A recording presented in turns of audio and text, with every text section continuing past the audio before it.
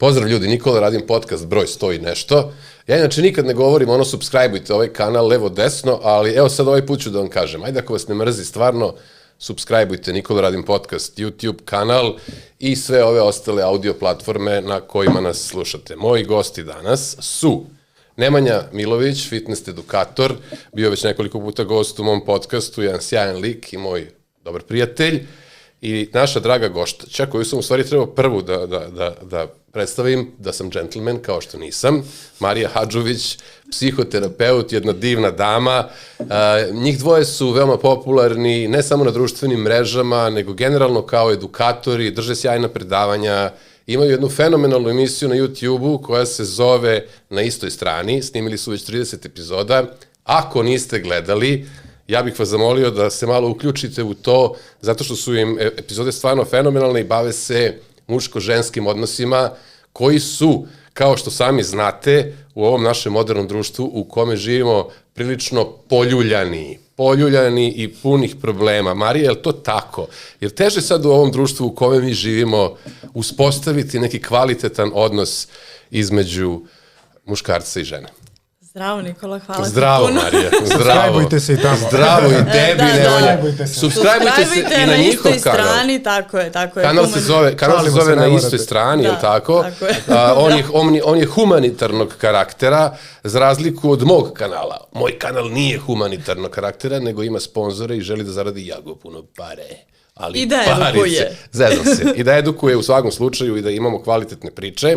Ali evo, ovi ljudi imaju kanal koji je humanitarnog karaktera i zove se Na istoj strani. Molim vas, subscribeujte i njih. Nakon što ste subscribe-ovali, Nikola, radim podcast. Marija, muško-ženski odnosi. Muško-ženski odnosi odmah u glavu sa tim pitanjem, jel? Odlično. Odmah. Nešto mi je interesantno, pitanje koje si postavio, mislim da je jedna od najvećih zabluda 21. veka, to je da su nam sada odnosi mnogo teži nego što su ranije bili, da je teže da ih održimo, da ih imamo, a suštinski trebalo bi da je lakše.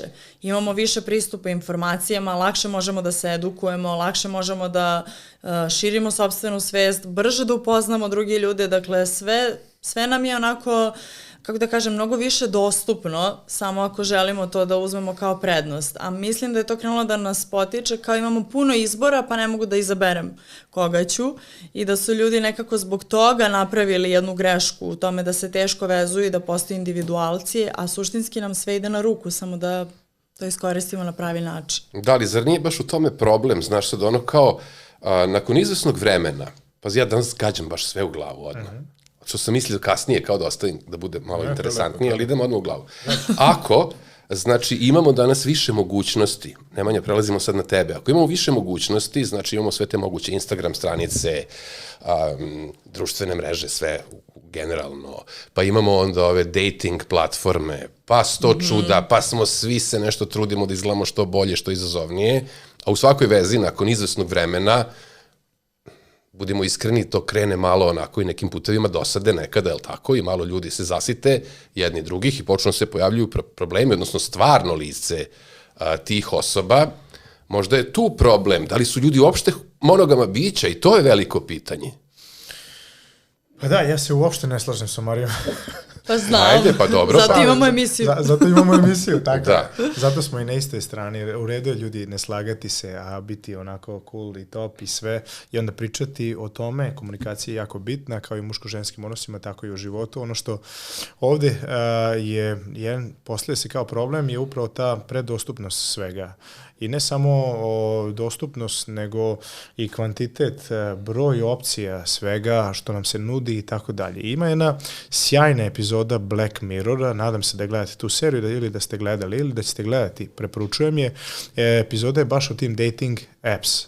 I sada algoritam AI je našao 99% šanse ko ti je životni partner i kao sad prodaju aplikaciju i ulaziš u aplikaciju, poznaješ ljude, imaš ograničeno vreme da upoznaš nekog. S nekim imaš 3 minuta, s nekim imaš 30 dana.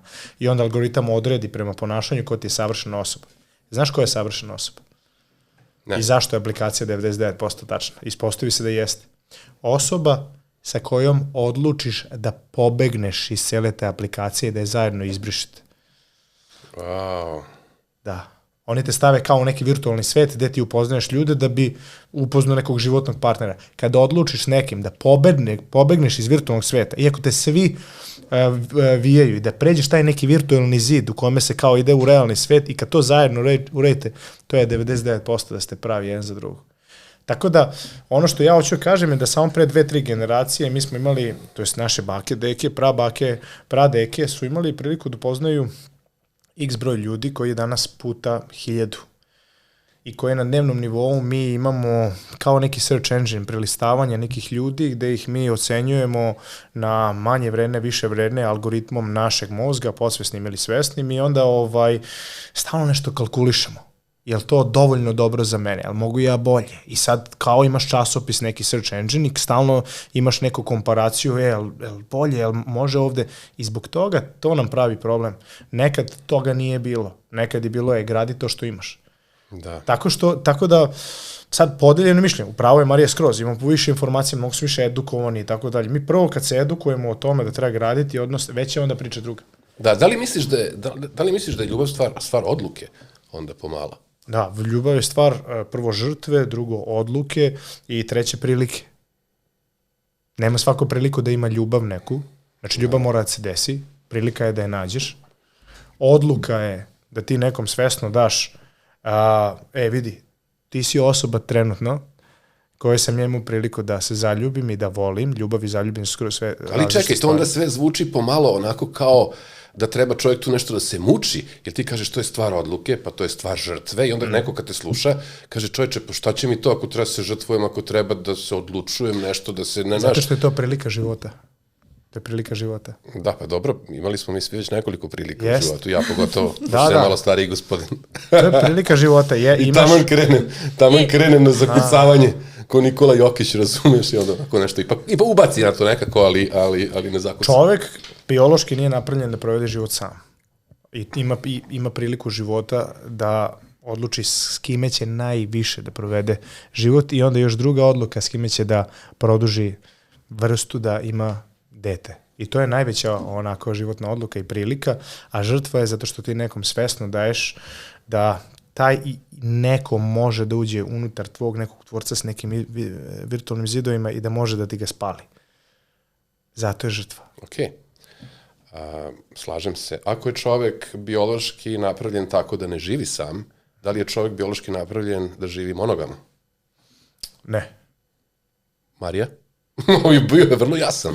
Ovo je bio vrlo jasan, pazi, ne. I on je toliko rekao... Voleo bi prvo ovde. Ne, toliko je rekao to odlučno ne, da biološki nije. Efektnije mi je nakon toga da samo zaćutim i da pređem na tebe. Da. Marija. Ovo je bio teaser. Marija, jeste, da. Da, ovo je bio teaser. Marija, šta ti kažeš? Mislim da je to pitanje kulture i vaspitanja i generalno nekog socijalnog aspekta. Sad biološki ne znam, nisam biolog, nisam se nešto bavila time da li je zaista tako, zato što su podeljena mišljenja.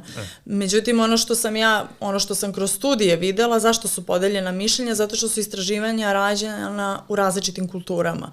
Tako da jeste genotip negde ukazuje na jednu stvar, negde na drugu stvar, ali suštinski je potvrđeno da je to pitanje vaspitanja, odnosno tamo gde je više prisutnija religija je jedan rezultat, tamo gde je religija malo liberalnija je drugi rezultat. Tako da je više neka nasleđena stvar, rekla bih, nego što je zaista negde zapisan u nekom kodu da li smo monogamni ili ne. Nemanja, izvoli, obrazloži, klimaš mi glavom. Pa znaš šta, obrazloži svoje ne. Religija je često jedno odbrambeni mehanizam protiv naše biologije koja je samo destruktivna i još dosta stvari loših oko naše same biologije. Kao čoveka, videli smo šta smo uradili sa planetom, sa životinjima oko nas, sa međusobno. I šta radimo, ratovi i tako dalje. Tako da je religija tu bila dobra da nas spreči u našoj biologiji, baš zbog toga ovo što Marija je rekla ima i tekako smisla. Međutim, biologija. I tu se mi razlikujemo od životinja. Od prefrontalni korteks, analiza, odluka, mi možemo da shvatamo nešto što je norma, nešto što je moral. Životinja ne. Životinja funkcioniše biologija i instinkt. Ti jednom pacovu, to ima eksperiment čuveni. Pacov mužjak stoji u kavezu, kad mu ubaciš jednu ženku, ona koja ako se podudara, ima seks s njom i više je ne dira. Posle toga, prođe 5 minuta, ubaciš drugu ženku, dok god mu ti različite ženke, on će imati seks. Neće više sa tom prvom ženkom imati. Znači, toliko o monogamiji generalno živih bića kao biologija, naravno nismo mi pacovi, nismo ni kerovi, nismo ni gorile i tako dalje, ali kad pričamo o biologiji, mi više naginjemo istorijski poligamizmu nego monogamizmu. Međutim, ono što je religija uvidela je da ako ti hoćeš da sačuvaš porodicu iz koje se grade vrednosti, da ti si dobar čovek, da imaš potomstva svoje, da sačuvaš potomstva, kako ćeš sačuvati potomstvo i napraviti bolje ljude u sebi, imaćeš okvir porodice koji će ga pratiti do nekog trenutka. Za to tebi treba monogamija. Tako da je to i tekako potrebno kao ljudskoj vrsti da se mi pa da budemo bolji ljudi, da stvaramo bolji ljude od nas. Ali čekaj, ako je to, znači to samo pitanje religije, da li onda ateisti... Nije da li samo. Ateisti onda mogu da budu poligami? Ili ono kao... Pitanje je sociološko, onda iz religije je proisteklo I psihološko je pitanje, zato što nama za duboku vezu i povezanost suštinski će mnogo lakše da se ostvari kroz monogamnu vezu nego kroz poligamiju. Dakle, treba nam za neko zdravlje mentalno, za bliskost, apsolutno.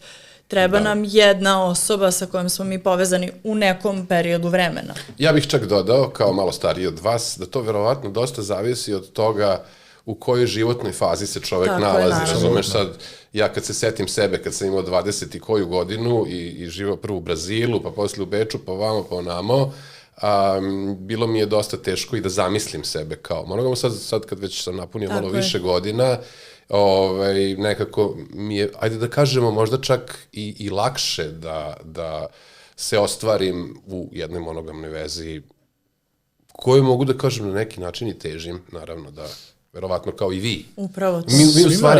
Mi u stvari verovatno i težimo svi na neki način tome, ali sad postoji tu jako puno faktora, jel tako, koji te kao nekako malo pokolebaju, je li tako?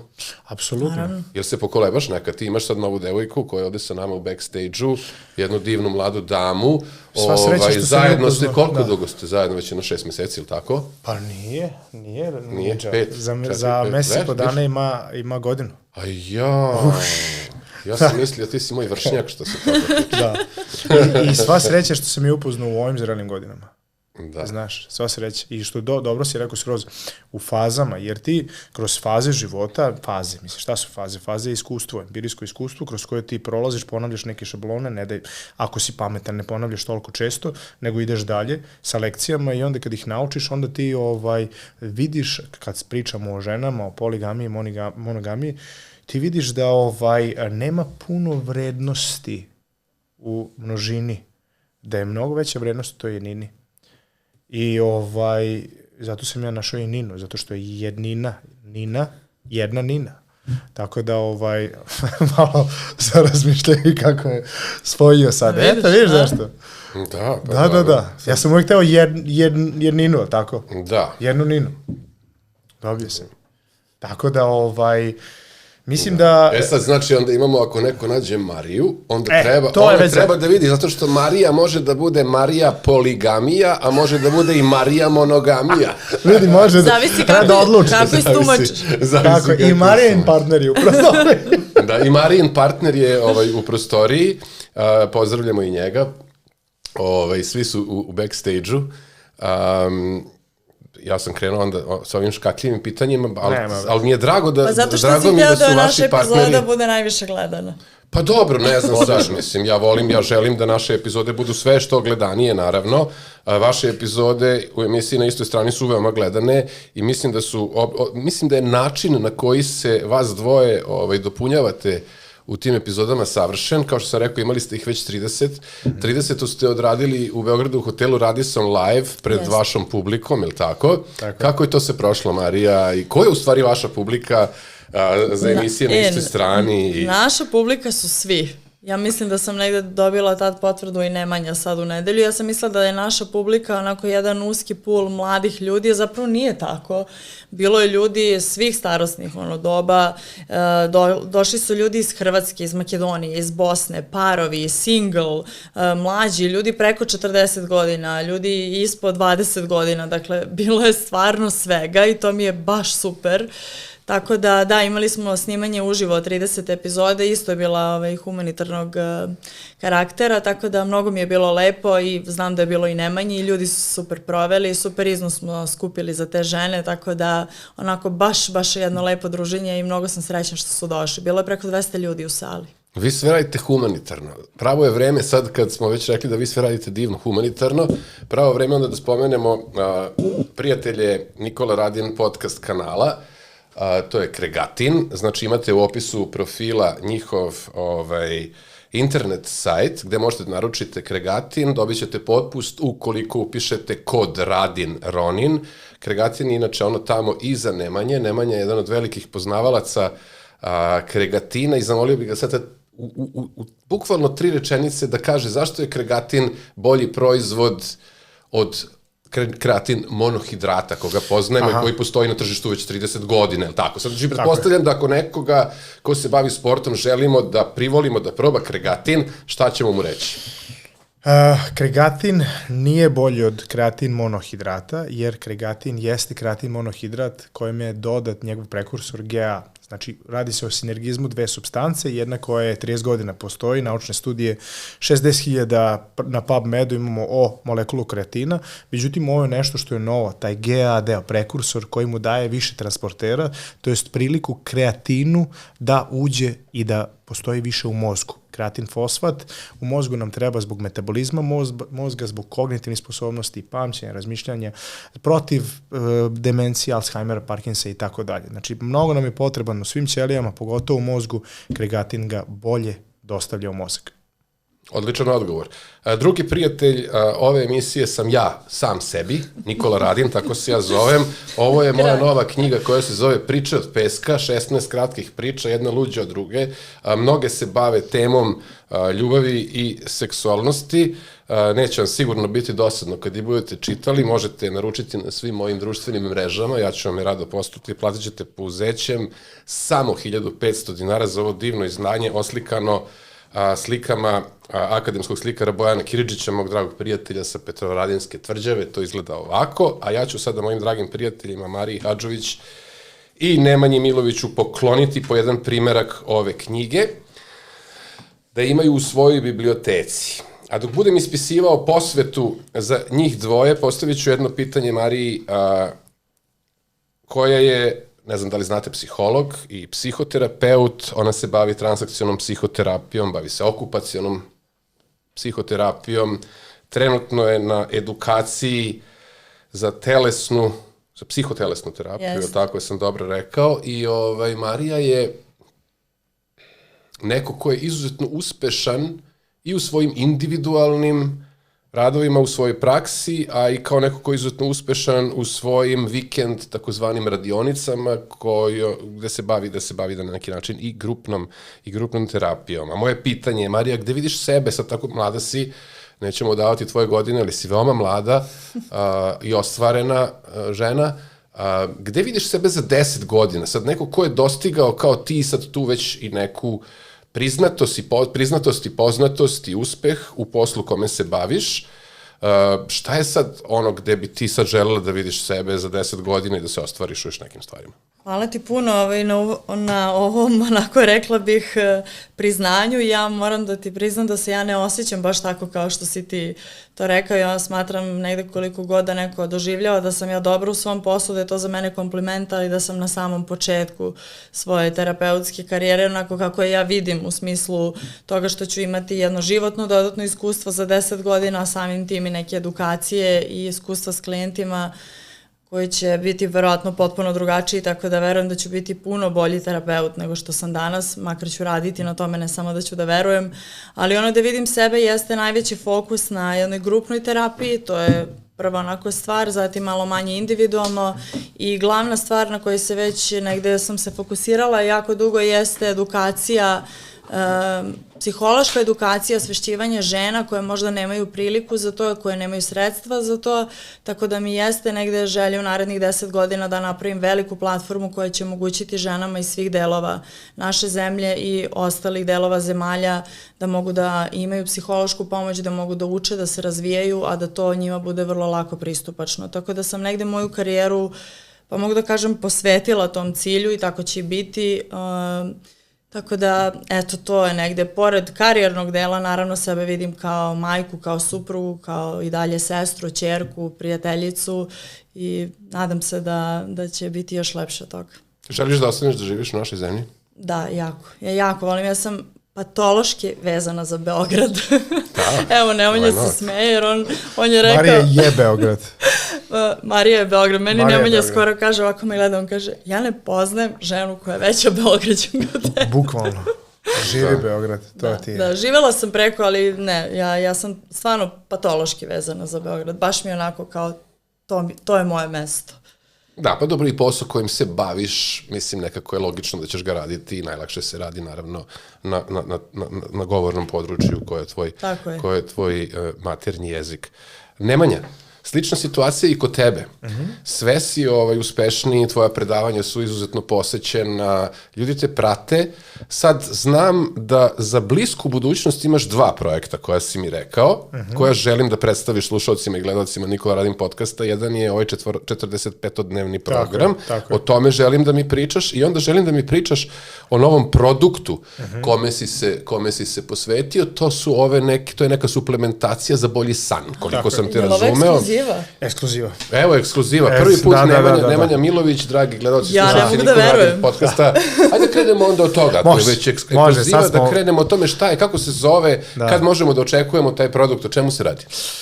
Radi se o tome da je moje interesovanje o polju sna, spavanju. Šta san? Zašto mi provodimo 1/3 života u tom stanju?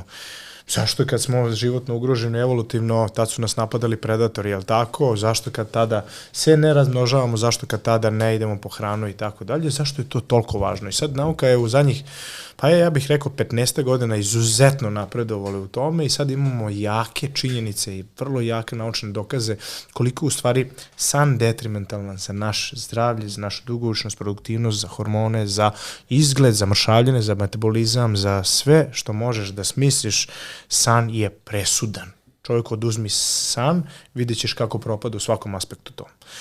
Zbog toga je tržište, kad je došlo to osvešćivanje ljudi kroz edukaciju, ja sam počeo mnogo time da se bavim, duboko sam ušao u polje sna, onda sam vidio koliko je tržište ljudi koji imaju loš kvalitet sna, ne samo nesanicu, nego loš kvalitet sna. Šta je loš kvalitet sna?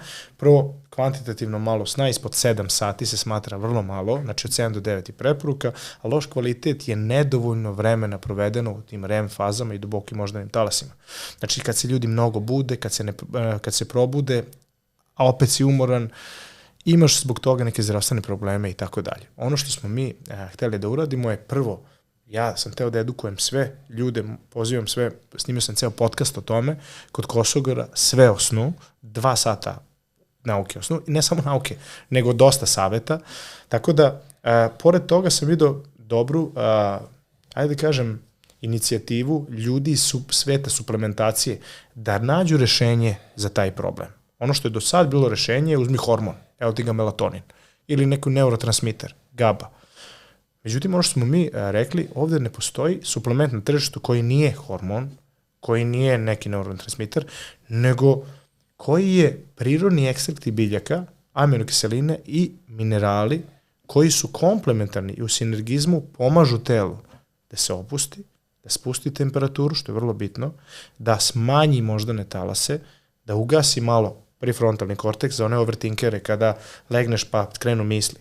Da se to desi aktiviranjem nekih neurotransmitera kao što su GABA, i mi smo to sve izučili i stavili u jedan suplement koji se zove ZUP Sleep sa 3Z, onako je dosta plavo ljubičasto tamna kutija kao što je to neke boje tog dubokog sna. Imamo celu edukaciju na kutiji, znači kad okreneš kutiju vidiš šta je arhitektura sna, imamo čak letak unutar kutije gde su 20 saveta za bolji san, znači da ti i uz korišćenje suplementa radiš i ove promene u tvojim nekim životnim navikama i da bi poboljšali kvalitet sna ljudi na Balkanu pa i šire. Uz to mogu odmah ekskluzivu da najavim ide i aplikacije koju radimo Srđan Zirojević i ja, zajedno sa timom programera, koja se zove Somnium app, Somnium je na latinskom san, koja će biti prva aplikacija koja je vezana sa veštačku inteligenciju, da ti prikuplja podatke i stalno te anketira i pita da bi ti dali prave informacije kako ti baš bolje da spavaš. Tu su melodije koje su pod određenim frekvencijama koje te uvode u san, tu su non-sleep deep rest protokoli, vežbe disanja koje ti pomažu, tu su određene prakse šta ti treba da radiš pre sna ili ujutru kako bi bolje spao to veče. Također imamo i tracking device koji integrišemo u aplikaciju, tako da imaš cijelu statistiku oko toga. Znači, to su dva velika projekta, oba su vezana za san, tako da sad mogu da ti kažem i da imam najveći projekat života, ovo mi je definitivno najveći projekat života, ono što sam se ja bavio ovih 15-16 godina fitnessom, pomaganjem ljudi, nekad je to bilo 1 na 1, individualno kao personalni trener i sad tek uviđam koliko sam menjao ljudima život uvodeći im fizičku aktivnost. Navike u ishrani, navike o snu, neke životne navike koje rade za njihovu biologiju i koliko je to njih uticalo ne samo na izgled, na zdravlje, nego na celokupan život. Kasnije sam to radio online sa malo više ljudi i onda sam počeo besplatno da edukujem masovno ljude na mojoj platformi koja ima 206.000 pratioca, gde dajem besplatne naučne informacije. Sad idem još korak dalje, gde ću da probam da sakupim ljude koji hoće da treniraju disciplinu svi zajedno, kao grupa. I ja sa njima. Zamolio bih te da staviš zarez ovde, zato što je to sada druga tema, to je ovih tvojih programa od 45 dana, voleo bih da ostanemo samo još malo na temi san i suplement. Hajde da ponovimo još jednom kako će se zvati ovaj suplement? Super Sleep. Super Sleep. Kada možemo očekivati da će on biti dostupan? Za mesec dana od objavljivanja ovog podcasta. Znači negde krajem maja, početkom juna, je li tako? Već ćemo moći da naručimo. On je registrovan. On je registrovan. Da, faza dizajna je gotova, cela, sad se čeka samo pakovanje. Da li će taj produkt biti u fazonu da popiješ pa zaspiš ili je to nešto što se uzima neki određeni vremenski period pa onda posle izvesnog vremenskog perioda više i više deluje? Dobro pitanje.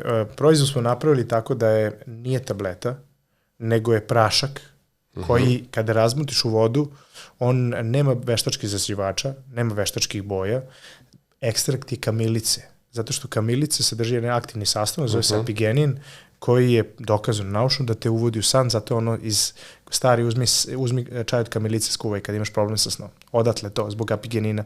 Tako da je ukus kao da piješ čaj od kamilice, zato što to jeste ekstrakt kamilice.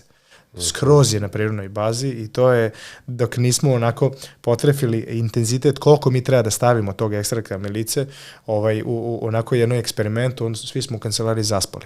Tako da smo videli da baš radi. Da. Ko pikac ono u onom. Baš tako. Ko pikac u onom, kako se vratit će se rodo. Isto je bilo tako. Limunada. Ni da me čačne. A pazi ovo, znači mi smo na tehnološkom fakultetu bili profesor dr. Milan Vraneš, on je bio hemičar, savjetnik za suplemente i sad nam on određuje asistentu jednu, stavi toliko i toliko miligrama i sad mi a ja i moj partner pijemo i sad ocenjujemo kao znaš, može malo jače, pa sad staje pa malo slabije, pa dok smo mi izvagali, mi smo se samo jednom trenutku pogledali, bilo je 4 popodne i kao, nije bilo dobra ideja, znaš, znači vidi, posle ovoga, znači ja sam teo na trening da idem, onako fino me uspavalo, pustilo me, onako baš me razmazilo, što se kaže, baš kao što treba, da budeš pred spavanje, tako da i radi i jedva čekam da izađe i zbog mene i zbog ostalih ljudi, zato što sam primetio da ljudima ako promeniš kvalitet sna, ti si im promenio direktno kvalitet života. To je neverovatno. Da, apsolutno. Pozdravi za tvog partnera Nenada. Nadam se da nas Nenad gleda ovu epizodu i da će uskoro vaš produkt, novi produkt, stajati ovde pored Kregatina. Hoće, da. Pa onda nećemo samo mutiti u vodi Kregatin kao i do sada, promo kod Ali Bronin, kao što sam rekao. Samo nemoj pred podcast, da ti ne zaspu gost. Pred podcast nećemo da im dajemo vaš suplement, nego ćemo posle izlaska, kad odemo kući, fino, onda ga malo zamutimo, pa da malo bolje spavamo. A dok ne izađe taj divni produkt, vi lepo naručite knjigu Priče od peska na mojim društvenim mrežama i uz knjigu se jako isto dobro zaspi, kao što znate. Ovo je kopija za Draguna Mariju Hadžović. To je inače jedan od saveta za Ovo je za Dragog Nemanju Milovića, znači isključite pred spavanje, fino isključite društvene mreže, telefon i sve živo, uzmete knjigu Priče od peska, pročitate jednu priču pred spavanje, zaspite ko beba, sanjate divno, sutra pročitate sledeću i tako dalje, dok ne napišem novu knjigu na kojoj radim, koja je prva koja neće biti knjiga fikcije, nego hoću ja malo da se ubacim u vaše vodice, pošto sam i sam terapeut, kao što to? Neki znaju, ide odlično. Moja ciljna grupa je malo drugačija od vaše. Moja ciljna grupa su ljudi su preko 40 godina uglavnom i bazira se na održavanju vitalnosti. Ali su, zato hoću da ostanemo sad kod teme sna sa Marijom, ali što se mog nekog rada tiče, san je naravno veoma jedna važna stavka. Ja počinjem prvo sa delom o umu, gde prvo raskrinkavamo strah od smrti, gde se bavimo malo i nekim filozofskim temama i učenjima koja postoje na ovoj zemlji hiljadama godina, pa onda tek prelazimo na telesno, gde ja zapravo ne ulazim puno u teme vežbanja, ne ulazim puno u teme nutricionizma, nego se bavim isključivo važnošću fizičke aktivnosti, pravilnog disanja i naravno sna, koji meni inače jako dobro ide. Nemanja, ovo je tvoj primjerak. Meni jako dobro ide, hvala Bogu. Mislim da sam zbog toga, jedan od razloga zbog koga sam možda čak i vitalan za svoje godine, je to što mogu jako dobro i dugo da spavam. Sad, pitanje je za Mariju kao psihoterapeuta. Pretpostavljam da radiš sa ljudima koji imaju problema sa snom, ili tako? Kako ti spavaš uopšte? Sad spavam dosta bolje, inače sam imala, to jest meni je san prvi indikator da nešto meni nije kako treba u životu ili da mi je veliki onako stres ili da sam se nešto opteretila, da mi nešto smeta i tako dalje, tako da mi je san uvek pokazatelj i čak ja imam praksu u terapiji, nebitno koliko dugo radim sa tom osobom, uvek imamo kontrolnu stvar, a to je u posljednjih 2-3 nedelje šta se dešava sa snom. Jel više spavaš nego inače ili je sve regularno ili manje, da li je seckan san, uvek se san u terapiji proverava, on je negde ljudima uvek neki informator o tome kako je naše telesno stanje, kako je naše psihološko stanje, tako da definitivno mislim da je ovo jedan od najboljih suplemenata koji stiže i to sam i rekla Nemanji, oni kada su krenuli to da pripremaju, pogotovo zato što Srđan sa njim zajedno ovo radi, oni su obojica jako posvećeni tome i ja znam sa druge strane kao i ti iz te terapeutske branše, to je da ljudi ili beže u san iz problematike, jel, ili ne mogu da spavaju, tako da je san podjednako važan kao i java, isto. Ako ne, čak i više za neke stvari. Tvoje pitanje za mene je bilo šta? Kako spavaš? Pa ti si u principu odgovorila na moje pitanje kako tvoji klijenti i pacijenti se nose sa temom sna i kako ti sama se nosiš sa tom temom, a podpitanje je šta je sa snovima. Da li nekada pratiš snove, da li se kao psihoterapeut baviš snovima, da li imaš malo tog jungovskog pristupa obrađivanju snova. Jungovsko dete, ja volim. Baš nekako volim sve što on radio, tako da ja sam onako, nisam slepi sledbenik, daleko od toga, jer ta rigidnost u psihoterapiji pa suštinski je negde i zabranjena, ali volim njegov pristup, tako da pogotovo tu psihoanalitiku koja je deo transakcione analize, volim i evo trenutno sad u mojoj grupi online zajednice se ceo ovaj mesec april bavimo temom snova, dakle edukacija o snovima, jer snovi jesu važni. Freud je govorio prvi o snovima, pa onda Jung, a onda i sve ostale škole, da ne postoji zapravo ni jedna psihoterapeutska škola koja poriče snove, samo neke daju neku važnost veću ili manju, jer snovi jesu suštinski naše nesvesno. Jel? Tako da svi mi znamo da imamo to nesvesno, samo kako ga neko zove, to je sad pitanje toga. Ja se poprilično bavim lično sama sa sobom i sa svojim terapeutom. U svojoj terapiji sa klijentima ne ulazim duboko u analizu, jer smatram da nisam nešto vično u tome, zato što mislim da za to treba baš posebno da se edukuje, jer je to puno simbola, puno metafora, puno nekih onako ličnih stvari koje nisu nekako naš lični doživljaj i projekcija.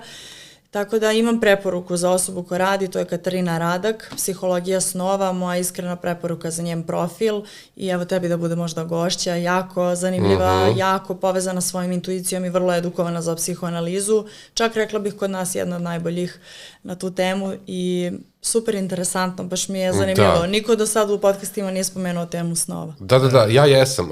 Recimo, u prošloj epizodi mi je bio Siniša Ubović, mislim da smo se dotakli te teme, a 2 epizode pre ove mi je gošća bila dr. Mila Alečković, profesor dr. Mila Alečković, ona je profesor psihijatrije na Sorboni, inače jedna fascinantna žena i s njom sam baš dosta pričao o snovima, čak smo malo analizirali i moje neke lude snove. Tako da ljudi, ako niste pogledali Sinišu Ubovića, ako niste pogledali Milu Alečković, to možete sve učiniti na ovom kanalu. Nemanja, da li je čovek monogamno biće? Molim, da li je čovjek monogamno? Da. Sad ne. Da, sad menjamo pristup. Okay. Marija. Da li je čovek? Ne. U vašoj jednoj emisiji na istoj strani ste se dotakli jedne teme gde ste rekli da zapravo onog momenta kada čovek počne da se osjeća nekako dobro sam sa sobom, kada nauči da bude sam, da uživa u tome, da se onda pojavi pravi partner. Jeste. Zašto je to, ja sam to naravno primetio i uvek u životu mi se to dešavalo, kad god sam se osjećao onako nekako jako dobro u svojoj koži i u svom životu i kad zapravo nisam bio u nekom modu, što bih voleo da sada nađem partnera s kojim ću da budem zajedno, to mi se desilo i pre 6 meseci, po drugi put. It's always the second time, right? Znaš, i onda u tom momentu se desi neka osoba koja ti onako osvoji srce. Tvoje pitanje je zašto je to tako, jel? Da. Ja bih voljela da imam odgovor na to pitanje. Kažu da sve ti dođe kad te prođe, da je to negde zakon univerzuma i negde naše psihe to otpuštanje čuveno, da nismo fiksirani na nešto. Da li je to posao, da li je to partner, da li je to zdravlje, ali da nismo fiksirani iz jedne tačke nemanja, iz jedne tačke straha. Tako da tek kad dođemo sa tim da smo u redu sa sobom, mislim da mi tek tad možemo da vidimo drugu osobu. Ne mislim nužno da ona tad bukvalno ušeta u naš život, možda nekome da, ali možda je ušetala i neka druga ranije koja bi bila za nas dobra, ali mi nismo imali kapacitet da je primetimo ili da se povežemo sa tom osobom, tako da onda samim tim i nije bila prava za nas. Nekako mislim da je mnogo važno i u toj emisiji našoj smo i pričali o tome da je mnogo važno da nam prvo bude dobro sa nama samima, jer onda nemam strah da ću ostati sama. Ako je meni loše kad sam sama i onda se uhvatim za nekoga i onda ako on ode, šta ću, ostaću u sopstvenom paklu i onda ću pristajati na sve i toj osobi ću biti teret i sebi, neću biti autentična, dakle nema neke tu iskrene povezanosti. A ako znam da mi je bez te osobe takođe u redu, onda to je, znaš, to je ona tačka kao ne bih voljela nikada odeš iz mog života, ali ako odeš, super, a ako ne odeš, isto super. Da. Znači, i za mene i za tebe će biti dobro. To je jako bitno za veze. Da. To je jako u stvari bitno da čovjek shvati u vezi da je to tako. Tako je, da ne želim da odeš. Da, i verovatno je odgovor na moje pitanje da zapravo mi možemo da kapiramo jedni drugi na nekom energetskom nivou i onda kad si ti onako needy, jel tako? Ova druga strana to oseti. I kreće. I odnos je kao polu nezanimljiv, jel tako? To je neka prirodna... Pa, više kreće to neko povlačenje. Da. Od Nemanje me zanima, Nemanja, da li su ljudi monogama ili pologama? Pa ajde da krenemo sad. O snu. Ajde da krenemo o snu. Da, možda. Ništa, Marija. I know. Ti se vjerojatno slažeš sa svime što su mi rekli, nemaš ništa da dodaš, tako? Apsolutno ne. Bravo, baš mi je. Potpisujem, da potpiše. Da. Nemanja, prekinuo sam te kad si krenuo da pričaš o tome čime se sad baviš. Skačemo s teme na temu, ali nema veze, mislim da je tako čak i interesantnije. Super je, mnogo mi se sviđa ova dinamika. Znaš šta sam ja kontao? Jer ne znam nikad šta je sledeće. Da. Ja znam samo da li su ljudi monogamni. Ne, ja sam kontao. I dok sam dolazio ovde sam kontao da li da podelim emisiju u 2 dela, pa kao da jedan deo, prvi deo da bude o muško-ženskim odnosima, a drugi deo da se bavimo tako malo vašim poslom i vašim i savjetima koje vi dajete vašim klijentima i pacijentima i tako dalje. A samo da konto da je bolje da to ide nekako spontano, pa da se bacamo već kako nam dolazi, nadam se da vam to odgovara. Samo spontano. Tako je, pa ćemo onda nastaviti sa Nemanjom i sa pitanjem da li je čovjek monogam. Vrlo verovatno da možda jeste, a možda i nije. Prekinuo sam te, pričao si o vašem novom sjajnom suplementu koji izlazi za mesec dana. Zupa Sleep. Znači, ljudi, uskoro Zupa Sleep. Znači, ako imate problema sa snom, uskoro ih nećete imati. Imaćemo uvek jedan Zupa Sleep ovde u studiju da vam ga pokažemo i naravno ćemo vam dati uvek precizne informacije gde možete da ga naručite i da ga isprobate. Druga stvar koju radiš, Nemanja, trenutno, počinješ jedan novi program, je li tako? Jeste. Počinjem program. Jako me zanima o čemu se radi. Da, pa primetio sam da svake godine ja negde u isto vreme, to je negde početak, polovina maja, uđem u drugačiji fokus i onda promenim život sa tih mesec i po dana i taj neki onda ritam vozim do kraja godine. I tako iz godine u godinu sam primetio da kad dođe proleće, meni se trenira disciplina. I onda sam vidio kako se to trenira i kako ti možeš da u nekom periodu da promeniš kompletan život. Kad pričamo o životu, pričamo o zdravlju, o izgledu, o raspoloženju, energiji, produktivnosti. I kad sam vidio koliko to dobro meni ide, da svake godine nekako uspem da uđem u tu životnu formu leti, da ne samo da uđem u formu, nego da sam nikad zdraviji, ne samo to, nego da sam nikad raspoloženiji, ne samo to, nego da me sve krene, zašto sam produktivniji, zašto sam uskog fokusa, zašto imam disciplinu u životu. A onda sam vidio da ja imam u stvari neki sistem, i da su to neki protokoli, i da je to lista stvari koje ja radim, i koji vrlo imaju smisla sa biologijom čovjeka, pošto se time bavim, i vrlo su onako dobri rezultati. I onda sam hteo da stavim grupu ljudi koji hoće to isto da urade sa mnom, zajedno sa mnom, svi zajedno, 45 dana, imaju određene zadatke koji se kreću od jutarnjih rutina, od treninga, ishrane, suplementacije, vežbe disanja, čitanja knjige, boravka u prirodi, večernjih rutina, popravljanje sna i generalno kroz neke upitnike, kroz neke stvari što se zapisuju i što štikliraš šta si uradio, imaš zadatke svaki dan, koji su neki progresivni, znači svake nedelje se povećavaju, recimo broj koraka se povećava svake nedelje, imaš određeni broj koraka koji čovjek treba da prođe. Zašto broj koraka? Zato što je čovjek biće koje je napravljeno se kreće. Broj koraka je povezan sa dugovečnosti, sa srčanom variabilnosti, sa srčanim pulsom, umirovanju, sa generalno kardiovaskularnim zdravljem. Krećite se, ljudi. Znači, to je jednostavan savjet, međutim, sad ako vam stavim tačan cilj, znači na satu ili na mobilnom, sad svi imamo te aplikacije, tracking, svugde nas prate i satelita, znamo tačno koliko smo koraka prešli, sad imamo broj koraka. Ajmo da štikliramo to, pa da sledeće nedelje povećamo svi zajedno za neki broj. To je samo jedna od stvari, ima ih mnogo i dosta su zanimljive stvari, moram priznam, i za ljude koji će prvi put nešto da rade, kao što je recimo vežba disanja, koja je sjajna vežba disanja, kad provedu 2,5 minuta prvi put u životu u tome, ja mislim da će da kažu wow. I ono što je poenta cijele stvari je da za 45 minuta mi napravimo transformaciju životnu. I u izgledu i u zdravlju se položaju. A međutim, ono što je veća poenta i više svrha je da ti nešto od tih novih rutina, navika, implementiraš u svoje novo ja i da poneseš u ostatak života i ostatak godine. Tako da je cilj da skupim ljude koji hoće da rade, koji hoće da idu napred, koji hoću bolju verziju sebi, koji hoće svoj veći kapacitet i da to svi zajedno uradimo, ja zajedno sa njima. Da.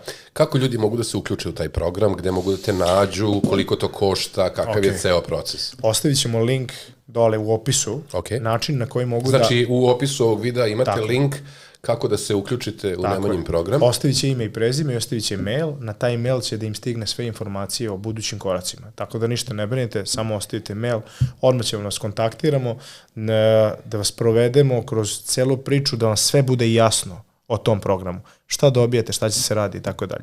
Tako da imamo od sada pa do 15. maja priliku da predstavim ljudima, da svima bude jasno u šta se upuštaju, a to u šta se upuštaju, to mora da bude svesna odluka i to mora da bude svesna promena, a garantujem vam, ako neko se tamo desi da prođe onih 45 dana, da sve ištiklira, da će to da bude priča koja će da priča unucima. To je 100%. Wow, da, 100%. Do 100%. Da. Znači, ljudi, u opisu ovog videa imate dole ispod Kregatina, ispod promo koda Rani Ronin, imate link za Nemanjin program, pošaljite mu e-mail i dobit ćete informacije kako da se uključite u ovo što je on smislio i isplanirao. Moje pitanje sad za Mariju je, Marija, izgledaš veoma lepo, veoma zdravo i koje su tvoje zdrave navike koje možeš da nam onako nabrojiš i da preporučiš mladim i ne samo mladim damama, nego svim damama, kako bi se što bolje osjećale i što bolje izgledale i šta je to što ti radiš da bi ostalo u formi? Rekla bih da je to nešto što se menja kroz neke životne faze, tako da možda ono što sada je meni trenutno aktuelno nije nešto što je bilo pre par godina, sem nekih stvari koje su konstanta.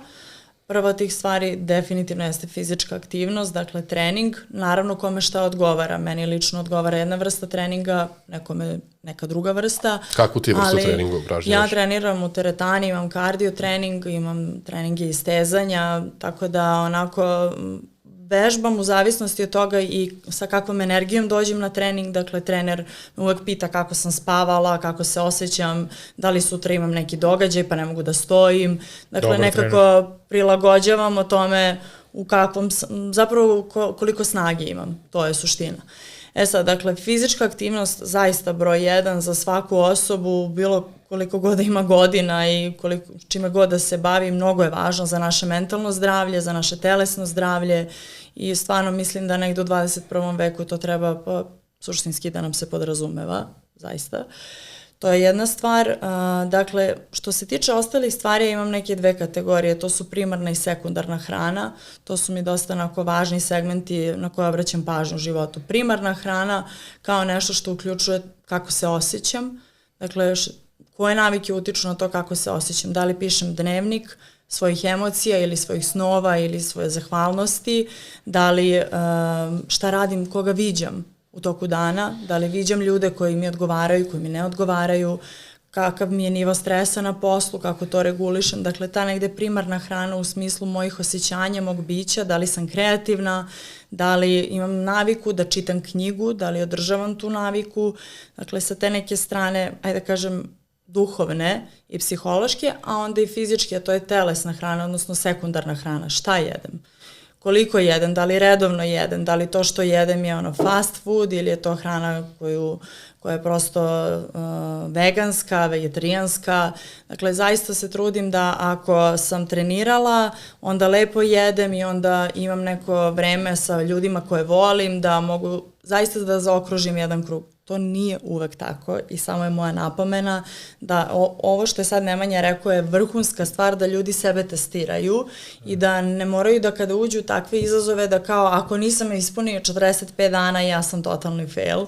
Ne, zapravo i ako ispuniš 13 dana, bravo, dobio si puno informacija o sebi, sledeći put ćeš možda 23 dana i opet je to ogroman progres za čoveka, da ne mislimo da samo ako se držimo svega i uvek da smo zdravi, nego ako stalno imamo voljni napor koji ulažemo i stalno radimo na tome da se osjećamo bolje, zapravo je to suština. A sad da li je to za mene da ja čitam knjigu, na primjer za tebe da slikaš, okej.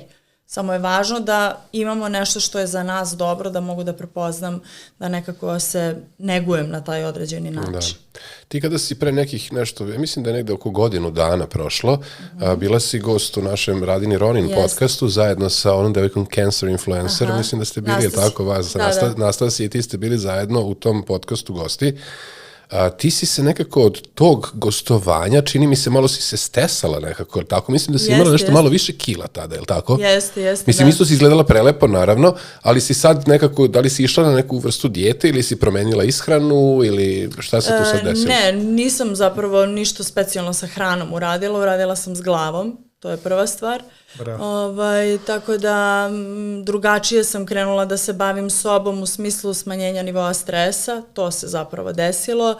Tada, kada sam ja snimala podcast, je bio jako težak moj životni period kroz koji sam ja prolazila, jako sam imala velike stresove unutar primarne porodice i to se naravno uvek odražava na naše telo, odnosno na način na koje mi tretiramo sopstveno telo, a to je da nam u tim situacijama, i to pozivam sve da obrate pažnju, uvek bude negde pri kraju prioriteta. A to ne treba tako. Dakle, ja sam tada promenila jedan, mogu da kažem, mindset, a to je ne. Šta god da se dešava, ja prvo moram sebe da izregulišem, da ja budem dobro, da bih uopšte mogla za druge da budem tu. Tako da se zapravo to desilo, da sam počela da negovanje sebe u tom nekom smislu stavljam kao prioritetnu stvar, ne kao narcističku stvar da budem full izgleda, ne, nego mislim na osjećaj i kako se bavim primarnom i sekundarnom hranom. Da. Nemanja, ti već verovatno pretpostavljaš šta će biti moje sledeće pitanje za tebe. Da. Možda jesam, možda ne. Da. Nisi pogodio. Moje sledeće pitanje za tebe je koja su tvoja 3 omiljena filma svih vremena? Bravo. Prvi film koji mi je omiljen i što ću da kažem kao Nemanje iz srednje škole. Imam jedan film koji sam gledao, mislim, najviše puta sa sestrom rođenom, imao sam ga na kaseti nasnimljen, Belci ne umeju da skaču. The White Man Can't Jump. To su ovi, kako se zove? Wesley Snipes i Woody Harrelson. I Woody Harrelson kad igraju basket, kad su hustleri. Vidi, verovali, ne mislim sad, vidi, nije mi naravno na prvom mestu taj film, ali to mi je prva asocijacija, zašto taj film mi je nešto što me kao neka vremenska mašina vraća u moju srednju školu, gde sam ja bio onaj lik sa košarkaškom loptom, kapuljučnom i hip-hop muzikom na Walkmanu. I vraća me u sve to i Kalifornija, znaš, njih dvojica igraju basket i imaju porodice, jedan i drugi, ima devojku, mislim, top je film, uglavnom. Znači to, rekao bih da mi je drugi film koji nije mi toliko omiljen, nego vidim da dosta ljudi nije gledalo taj film, pa ga onda forsiram rekao, gledajte taj film, je Brad Pitt, zaboravljena uloga Brad Pitta, The Legend of Fall. Da, pa nije to zaboravljeno. Pa aj sad pitaj ovu generaciju, da li neko gleda film pa se čuješ da li zaboravljen. The Legends of the Fall. Baš je zaboravljen, da. Znači to... Tu je bio baš zajeban. Jest, Tristan, da, baš. I treći film koji bi naveo, pa borim se između Gladijatora kao nekog stoicizma, Marko Aurelija i Kurt Russella u nekom prajmu muškosti i porodične, ajde kažem, te neke energije mužjaka pravog u to neko vreme. Nije Kurt Russell, nego je kako se on zove? Kurt Russell, Gladijator. Da. Ne Kurt Russell, Australijanac. Russell Crowe, njih dvojica. Da, Kurt Russell, Russell Crowe. To. Russell Crowe, da.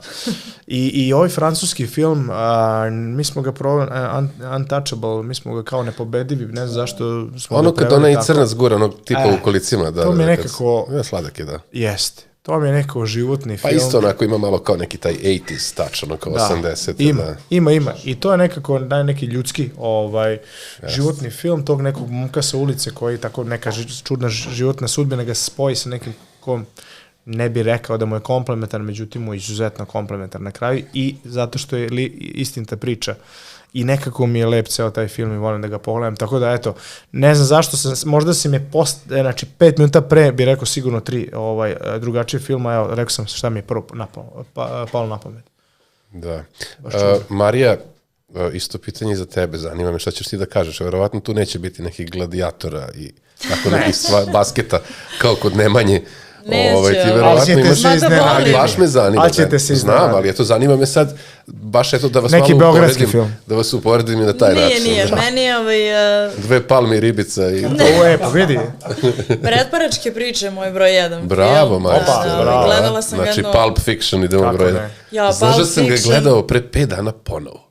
Nakon, nemam pojma, 15-20 godina i ponovo sam shvatio kakvo je to umetničko delo. Da. Nevjerovatno, da. Jeste, ja mislim da sam ga 150 puta Kakva gledala. genijalnost, kako je to ono Nisam očekivao od Marije Pavlović. nisam uopšte očekivao Publika? to. Izmenio je totalno kinematografiju. Ok, Marija nastavi u tom U tom maniru, ritmu, jel? da. Tom maniru, pa ima film koji, nažalost, ne znam kako se zove, ali mislim da će publika ovde da mi pomogne, to je Ja ću ti pomoći. Neko će se setiti. I naš Vojin ovde, režiser ne znam u naziv, filmofil. ali sam ga gledala zapravo više puta. Radi se o čoveku koji je u zatvoru i zatvora smišlja osvetu za ljude koji su mu povredili porodicu. Zapravo jako psihološki film. Grof od Monte Cristo. Neposlušni građani. Tako je, neposlušni građanin. Bravo, evo. Da. Čekaj, to je film iz... Koji je to na engleskom? Kako se zove? Ne znaš? 70 odakle? Isti glumac Nije. iz Gladiatora. Isto Russell Russell Crowe. Ja mislim da jeste. stvarno. Ma ne mogu Neposlušni Russell građanin, Crowe. dobro. Neposlušni građanin, Ko može da zatvori? psihološki film, odličan. Takođe i porodična tema, tako da Dobro. mnogo dobar.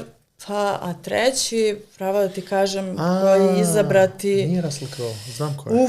Baš teško pitanje. Pa, znaš kako, imam osjećaj da ako kažem jedan, izdaću neki drugi, ali neka bude Backstreet Shawshank. Pa ti voliš taj neki zatvor moment. Backstreet Shawshank je najbolji ocenjen film svih Sve vremena. film na MDB-u, da. Ali, dobro, da, ali... Ne, Dobro, ima svoje. ima naravno. Ja ga volim baš. Dobar je, Ima. da. Ima, apsolutno. Mi smo, da tako kažem, na ovim društvenim mrežama i na YouTube-u i svašta nešto, trudimo se nekako da budemo pandam mainstream medijima. Jel gledate televiziju? Nemanja, gledaš neka TV? Kakvo je tvoje mišljenje o kvalitetu mainstream medija koji nam se nude No, i ja mogu da da te ti kažem nerviraju? samo jednu rečenicu. Ajde. 15 godina nisam upalio televizor. Stvarno? Ne, uopšte. I ono čak kad ti gostuješ u nekim TV emisijama, gledaš na YouTube-u kad izađu, verovatno. Da, gledam samo da bi isekao nešto da bi posle editorima i da bi pravi kontent od toga da ljudi mogu da budu upućeni da gledaju celu emisiju, ni zbog čega drugog. Gledam Netflix, dokumentarce, to su mi omiljene stvari. Da. Znači, postoje onako jako... Vi ste nekad mogli da pratite nauku u nekim dosadnim emisijama naučnim, gde ovako sede nekih 5 naučnika koje niko živi ne razume i onda oni pričaju međusobno i to je bila nauka predstavljena u 90-im ili 2000-im kad sam ja odrastao. Međutim, sada je nauka postala mainstream. To nikad nije bilo pre. To se desilo zadnjih 5 godina i jedan od razloga je i ajde i Huberman i ovaj i onaj. To je međutim, Netflix uradio. Netflix je napravio ultra zanimljive dokumentarce koje ti, da si pre 20 godina kao saznajte o ljudskoj mikrobiomu. Pa to niko živi ne bi gledao nikad. Međutim, ti kada mikrobiom 101 odgledaš dokumentarac na Netflixu, ti kažeš čovječe, šta ja nisam znao o svom telu. Onda mindfulness, onda ovaj dokumentarac o pečurkama, dokumentarac o ovome, o ono, to su sve, ja nisam znao da postoji... O zastavama, čak sam i to gledala kao ludilo zanimljivo. Fantastic Fungi. Ako neko vam treba, znači, dokumentarac koji treba da pogleda, to je Fantastic Fungi, koji priča o povezanosti svih živih vrsta, koje su drveće, biljke i tako dalje, svetom micelijuma koji je između nas kao mreža, koje se isto električno prenose informacije, isto kao mi, naš mozak.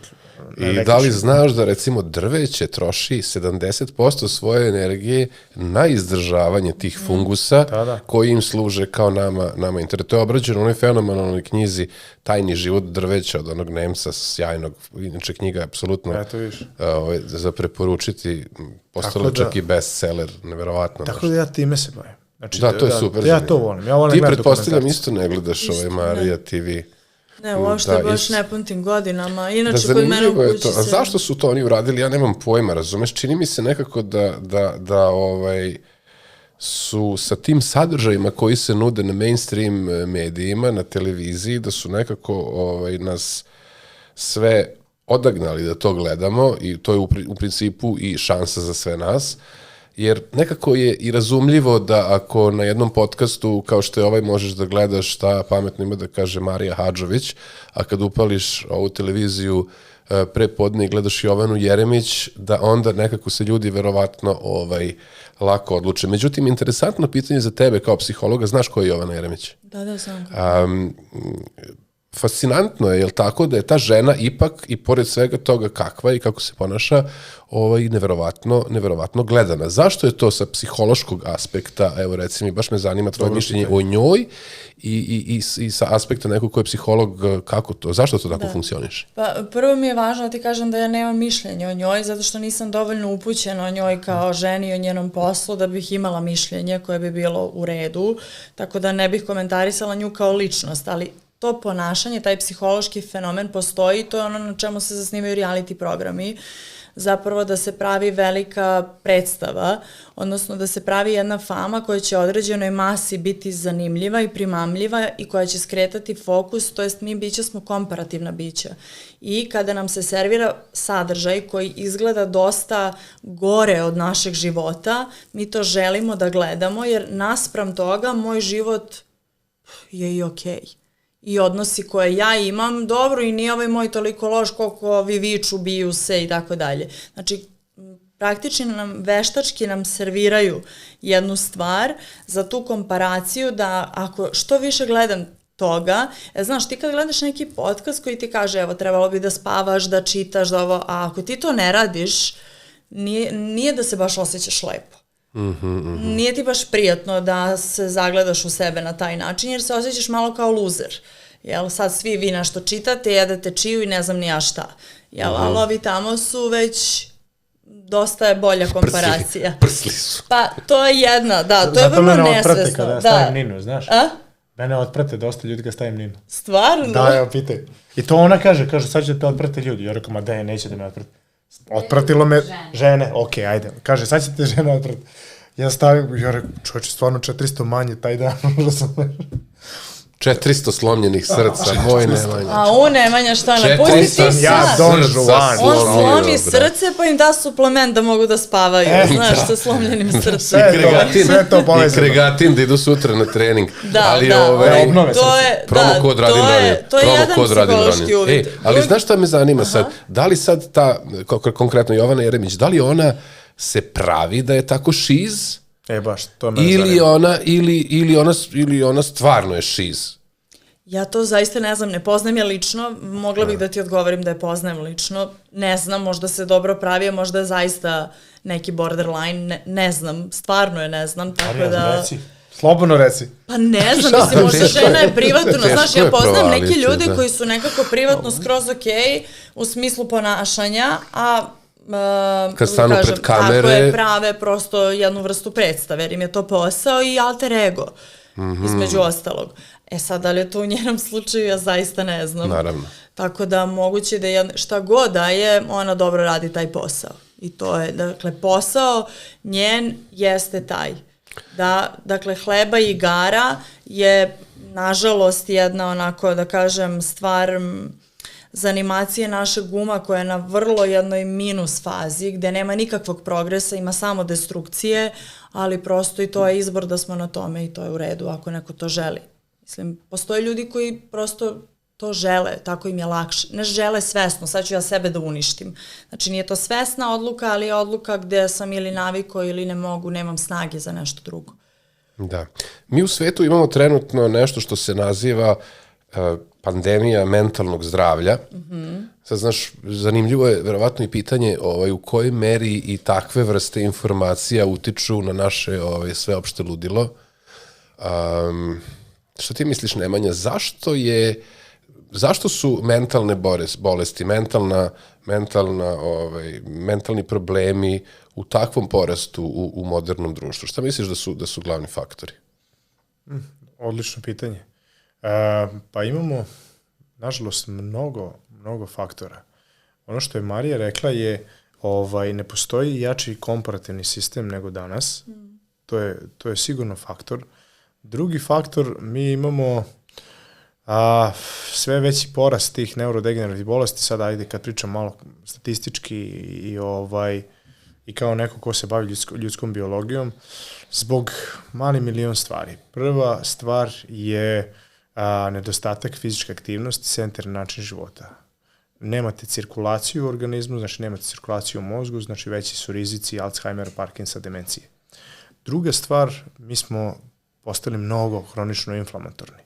Hronično inflamatorni smo na nivou tom da mi omega-3 masne kiseline ne unosimo dovoljno, zato što ne jedemo ribu koja jede alge i mi onda nemamo te naše vatrogasce da ugasimo tu inflamaciju koja je akutna, odlična, to je odbrana našeg organizma, međutim, ako nije ugašena sa ovim antiinflamatornim stvarima kao što su omega-3 i ostale stvari, onda se razvija hronična inflamacija. Hronična inflamacija u mozgu vodi do neurodegenerativnih poremećaja kao što su opet Alzheimer, demencija, Parkins.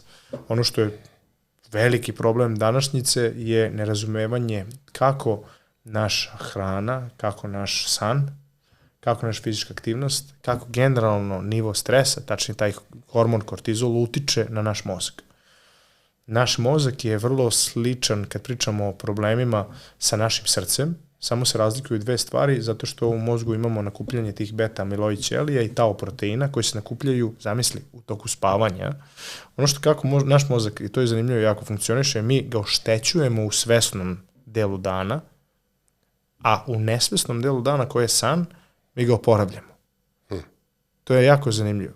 I oporavljamo ga tako što imamo neke ćelije, čistačice, glioćelije, limfatički sistem, otklanja tau proteina i beta-amiloid ćelije koji se nakupljaju svaki dan.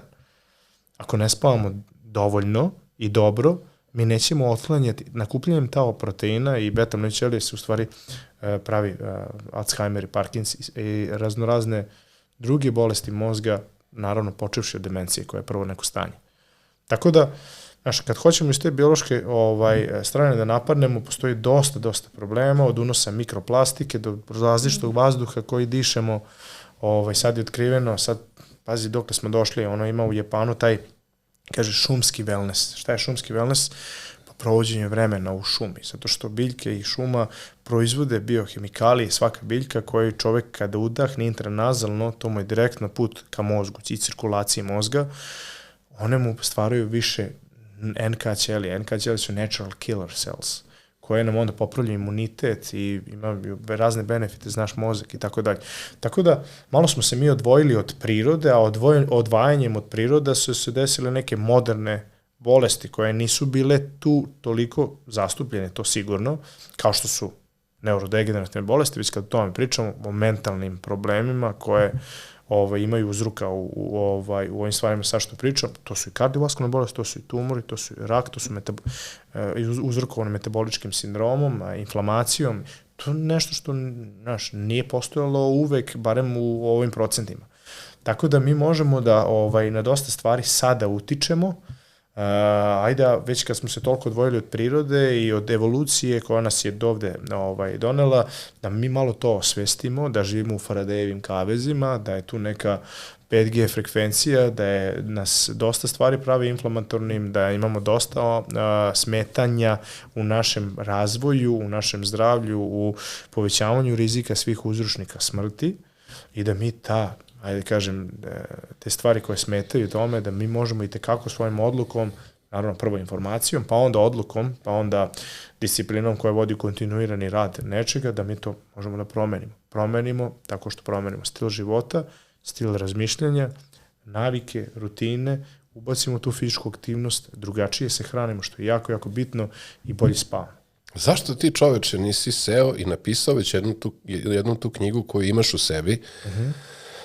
Evo sad, pošto smo pričali o tome, ja sam ti rekao da već radim na svojoj novoj knjizi, koja će se zvaće se Drugo poluvreme, u zagradi umetnost življenja sa 40+. Kako je to? Ali mislim, ti si toliko pun fenomenalnih informacija, ja jedva čekam da već jednom sedneš i da izađe knjiga Nemanje Milovića, koja će, ja mislim, svima biti od žestokog benefita. Pitao si me šta između ostalo sad radim od terapije i tako dalje. Pa znaš kako, sad u Novom Sadu smo krenuli nešto novo, a to je zapravo ceo program traje 4 sata.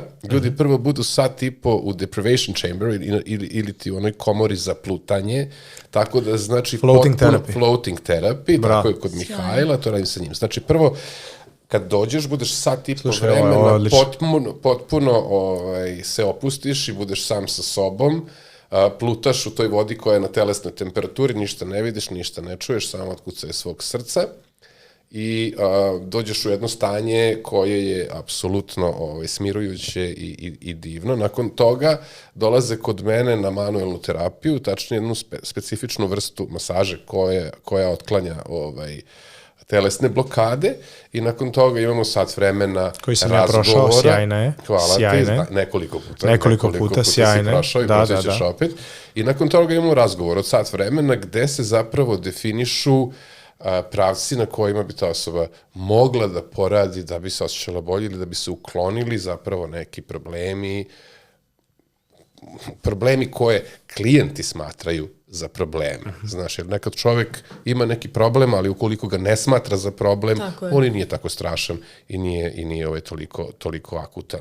Jel tako? To je jedna terapija koja je sastavljena od 3. To je znači jedna terapija da čovek da od 3, jedna kombinovana terapija. Ja tu koristim sad i mnogo iskustva koje sam imao naravno u radu sa decom u eternom razvoju, sa delfinoterapijom, sa svim metodama koje smo mi tamo koristili kako bi tu možda i najugroženiju grupu spustili malo neki nivo i osposobili za primanje nekih novih znanja. To je samo zapravo početak svega onoga u šta sam sad novo krenuo. Biće tu naravno i vikend seminara i predavanja i biće čak i odlazaka sa određenim grupama na delfinoterapiju. Planiram da počnem da radim tu vrstu terapije, znači i sa, po znacima navoda, zdravim ljudima, ukoliko je uopšte i ostao neko još zdrav među nama. To je vrlo Znaš da kažu da nema zdravih, ima samo nepregledanih. Da, to je dobro. Da, imaš i onu od Krishnamurtija, ono da je zapravo uopšte i pitanje da li je čovek koji je adaptiran u društvo koje nije zdrav. Znaš, tako da je to... Tako da je to. Što ti misliš, Marija, o tome da zapravo sve više i više ljudi imaju neke mentalne probleme? Prvenstveno mislim da je anksioznost dostigla ove pandemijske nivoe. Zašto su ljudi toliko anksiozni? Zašto se plaše po tebi? Šta je tu rešenje na kraju kraja? Statistika u našoj zemlji je da svaka 3. osoba ima neki mentalni poremećaj, što je poprilično, evo, pogledaj, nas je 6 u prostoriji, što znači da po toj statistici 2 ovde poprilično znači da zahtevaju... To smo ja i Vojin. Za vas ne znam, ali nas dvojica smo ti ludi načisto. Da, to znači da, ako kao posmatramo tako što nije baš onako hrabrujuće, i onako to je jedno sad veliko pitanje, da li je to zaista tako tek sada ili je to oduvek bilo tako, samo sada tome imamo ime. Nekako to je onako i dalje pitanje struke koja se time bavi, ali što se tiče anksioznosti, nije to samo strah. Anksioznost jeste izazvana jednim nesvesnim izvorom, velikim, to je telefon, kompjuter, odnosno tehnologija, koja nam poprilično narušava taj nervni sistem naš na nivou koji mi ni ne registrujemo, na svesnom nivou koji nije baš nama onako, kako da kažem, lako primetan. Dakle, unosi nam taj neki vid nervoze, to je prva stvar, saobraćaj, druga stvar, znači nešto što je sastavni deo našeg života i ne samo sastavni, nego svakodnevni. To je sigurno nešto što je podiglo nivo te anksioznosti. Međutim, ovo baš si malo pre lepo rekao, čovjek koji je adaptiran na to, mi smo mnogo više adaptirani na taj nivo anksioznosti nego što bi to bila moja, recimo, pokojna baka. Ona vjerojatno to ne bi iznela, ne bi izdržala i verujem da, i nije, tako da ti stariji ljudi imaju mnogo veće poteškoće da se adaptiraju na te stvari. I oni sad onako, zamislite jednu osobu koja ima 70 godina, koja onako, ona mora da bi uopšte bila u kontaktu sa svojom porodicom, da se adaptira na telefon, na Viber, na stiker, to je njoj sad 10 puta veći stres nego recimo tebi ili meni i tako sve ostalo. Nemoj ti mene, ja sam tu generacija tih baka, ja sam generacija tih baka o kojima ti pričam. Nije baš tako, samo uslužna kasa, znači stvarno to su veliki onako stresovi, tako da anksioznost jeste veliki deo tih mentalnih poremećaja, stres, dakle svi žurimo, svi imamo osjećaj da stalno smo u svemu, a da ne stižemo ništa. To je ta bolest modernog čoveka, to je da osjeća da stalno nešto propušta, a da je stalno u nekim obavezama. To je dosta velika onako stvar mentalnih disfunkcija. Zatim taj osjećaj da ne mogu sve u isto vreme isto. Dakle, ovo ti pričam iz terapije, iz prakse, jedna što je onako najčešća stvar, da nisam dovoljno dobar u nečemu. Ako sam dovoljno dobar muž, neću biti dovoljno dobar preduzetnik, ili ako sam dovoljno zgodna, zapravo nisam dovoljno pametna, ne mogu da idem i ovamo i onamo. Znači, taj moment savršenstva kojem težimo, a savršenstvo pripada božanstvu, ne čovečanstvu, tako da mislim da je dobro da se toga setimo. Nemanja, i ja smo se sreli pre neki dan na ulici, ja rekao, ajmo do teretane, ja tamo krenuo u teretanu, on je krenuo neku drugu teretanu, ja rekao, ajde, nemoj da se tedu u moju. Odemo mi zajedno u teretanu, tad smo se i dogovorili zapravo da snimimo ovaj podcast danas. Iz taksije se zaustavio. Iz taksije se zaustavio. Mi rekao, da. Pa da, pa zajedno smo bili i ja ga vičem iz taksije, Nemanja, gde si pošao, razumeš? A ja pogrešio put. A on slučajno, da, vidiš da nisi. Ozbiljan nije pogrešio put, ozbiljan sinhronicitet. Znači ja sam onih dva, sigurno. Nas je ovde već troje. Da, već troje. Od nas šestoro ovde u studiju troje je već priznalo svoje ludilo. Tako je, drugačije kad se radi o statistici. Do kraja emisije će biti 6-6. Da. Nerešeno, svi ludi. Da. I sad, nakon treninga odemo mi u saunu i sad, ja stvarno sam ove cele zime sam propuštao. Imao sam period u životu kad sam često išao u saunu, a sad baš jako dugo nisam išao u saunu. I pošto se ja sad bavim dosta temom vitalnosti i tako nekog zdravog starenja, da ga tako nazovemo, onda smo Nemanja je zapravo koji se tu jako dobro u to razume, krenuo da mi priča o benefitima saune. Ja sam njemu rekao, ćuti sad, dogovorili smo se za podcast, to ćeš lepo da ispričaš pred kamerama, zato što mi je toliko interesantno i smatram zapravo temu sauna nedovoljno poznatom među pučanstvom i sada bih voleo za slušalce i gledalce Nikola Radim podcasta da nam kažeš sve što ti znaš o sauni. Sauna je jedan od mnogih alata koji mogu da nam poprave drastično zdravlje. Kad kažem drastično, to je bukvalno mogu da nam produže život. Tako što će da nam odlože, to je smanje rizik od svih uzročnika bolesti, pogotovo kardiovaskularnih, koje su, umire se 30% svetske planete umire od kardiovaskularnih bolesti, to je nešto što nas prvo stigne već oko 65. godine prosek u svetu za srčani udar. Sauna nam rasterećuje srce, spušta krvni pritisak, pravi veći krvni volumen plazme i sauna je nešto što je onako, Finci su je dosta izučavali i oni su čak išli toliko daleko da dokažu te zdravstvene benefite saune, da su onda kasnije upoređivali ljude koji samo po njima 2 puta nedeljno idu u saunu i ljude koji idu 5 puta nedeljno u saunu. I u toj populaciji se pokazalo što 5 puta idu bolje. Znači da je to mnogo manja šansa za bilo koju kardiovaskularnu bolest. Saunu onda smo dalje otkrili da utiče i na genetske ekspresije. Aktivira jedan FOXO2 gen koji je među 5-6 gena koje nauka danas zna da nam direktno produžava život tako što aktivira neke sirtuine, tamo metilaciju funkcioniše, to je sad malo dublja priča. Uglavnom, sauna služi kao beauty, ajde da kažem alat, tako što povećava cirkulaciju epidermalno, znači na naš periferni sloj dobija više krvi. Takođe utiče na, verovali ne, ali izdržljivost. Imamo čuvena istraživanja gde su maratonci koji su posle treninga koristili saunu 15 minuta na 90 stepeni, su povećali svoj all-out test i povećali VO2 max, znači jedan test all out koji je ono kad trčiš do otkaza i to su ga mnogo povećali. Takođe, sauna je nešto što nas adaptira na stresor toplote, pa mi bolje imamo termoregulaciju kad je napolje leto, mnogo se bolje hladimo i mnogo se naše telo čuva bolje od toplote, znači adaptiramo se na stresor saune. Mi lučimo te heat shock proteine koji takođe obnavljaju, to jest smanjuju naš oksidativni stres. Oksidativni stres je nešto što nas između ostalog stari i nešto što i takođe slobodne radikale otklanja, tako da su to već 2 stvari koje utiču na ono biološko starenje. Sauna je, ja bih rekao, jedan mnogo potreban alat svima. On nije zastupljen u našoj kulturi. Zašto? Ne znamo. Ajde ga uvedemo ovim podcastom i generalnom edukacijom o sauni. Preporuka saune je vrlo jednostavna.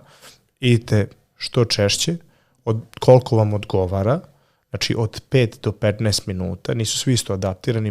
Meni sauna, vidio si, ja sam pola sata bio, zapričali ste me, nekom ne odgovara 5 minuta. Takođe, ne preporučuje se ljudima koji već imaju kardiovaskularnih problema.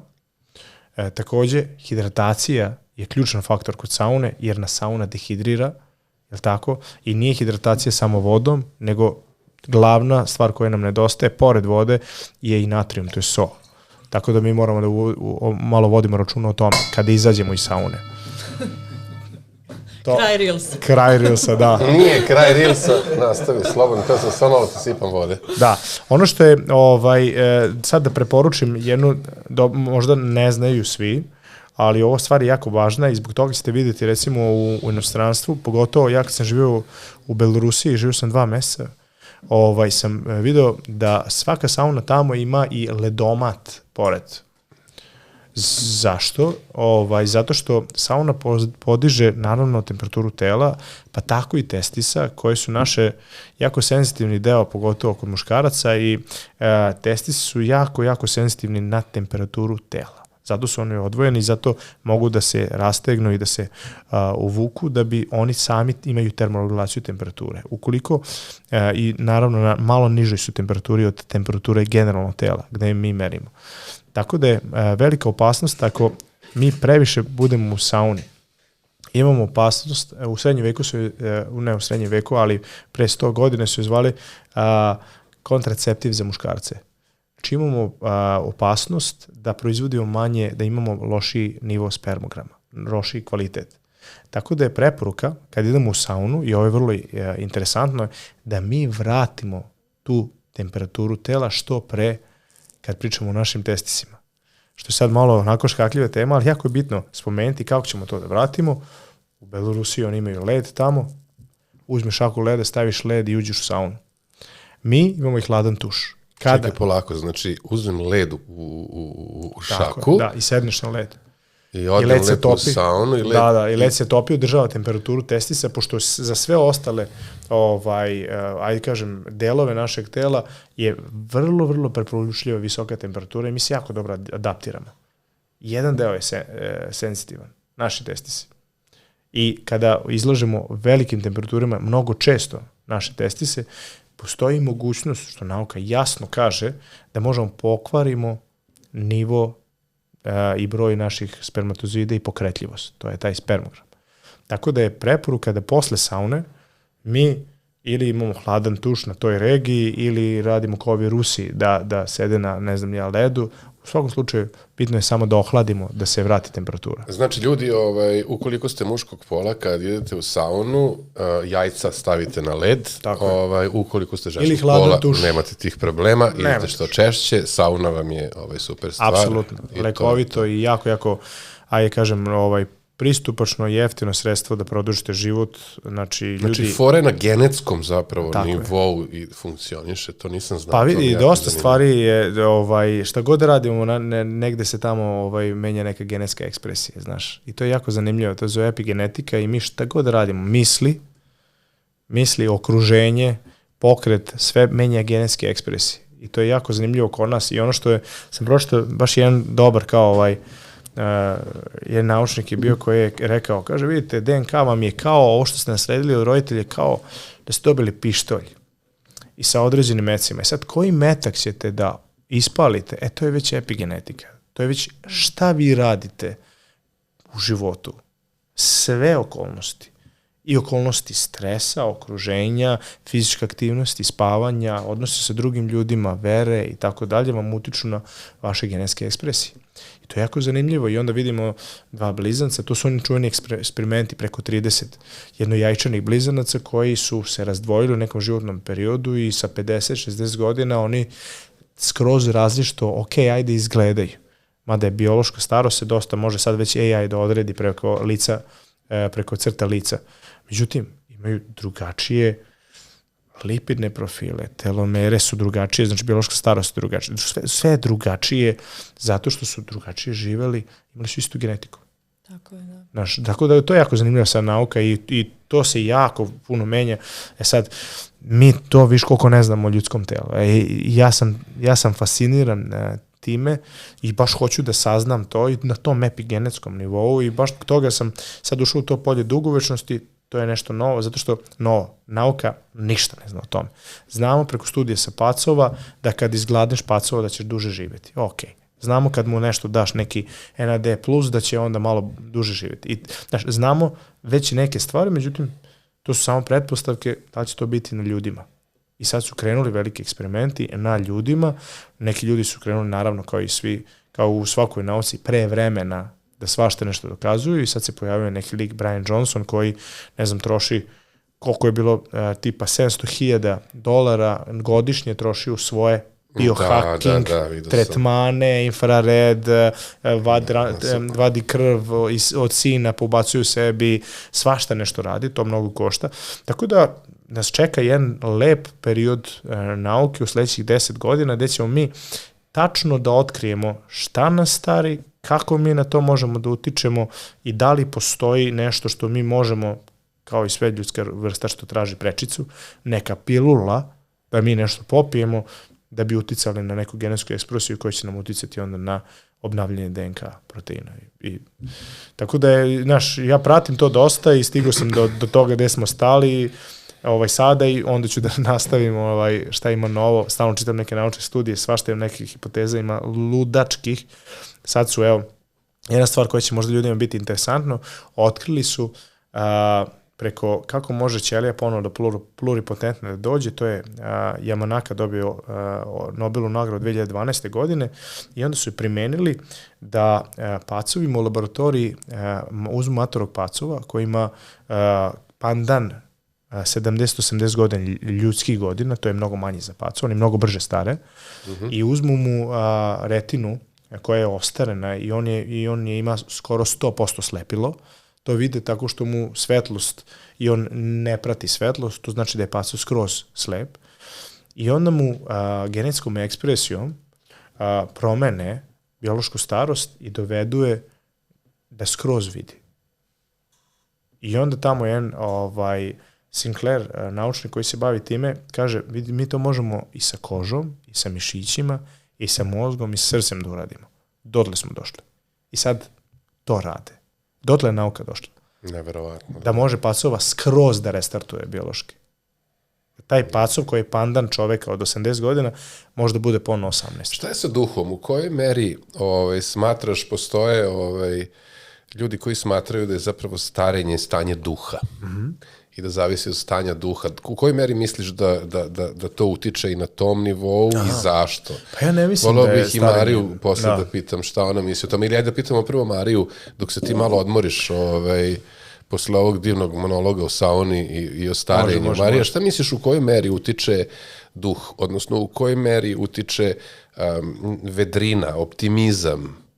Da, pa ja bih rekla da ovo sve Nemanja što je rekao je svakako jedan deo fizičkog zdravlja, genetskog zdravlja. Međutim, ja negde smatram da je starenje privilegija i da onako taj proces starenja imaju zaista, dožive ga srećni ljudi, ne dožive svi, tako da je dobro da imamo i tu privilegiju da dobijemo, ja je tako doživljavam kao neku vrstu časti da ostarim, tako da nekako da doživim te godine, to bi bilo baš lepo. To je jedna stvar, a što se tiče duha, pa rekla bih da imaš ljude koji imaju 20 godina, ali kao da su upravo u ovoj fazi pacova koji ne vidi, tako da jer im je duh jedna olupina. Pa imaš ove kao ja, koji imaju već 30 punih, a ko da im je 20. Da, imam jednu priču iz prakse, baš imala sam jednog klijenta koji je bio onkološki pacijent i bio je stariji, onako pripada je grupi preko 45 godina i dijagnostikovali su mu rak žlezda nekih, dakle neki sistemski je bio i njemu je lekar rekao ovako, baš ovde u Beogradu, rekao mu je, znaš kako, situacija je onako krajnja, alarmantna. Mu je rekao, pola posla je na meni, pola posla je na tebi. Tako da ono što je do medicine mi ćemo da uradimo, ali i pored toga ako mi uradimo, a ti ovde se ne aktiviraš i ovde džabe, sve je džabe. I to mi je negde super, onako kako i medicina krenula da priznaje taj koncept, glava i duh su pola posla.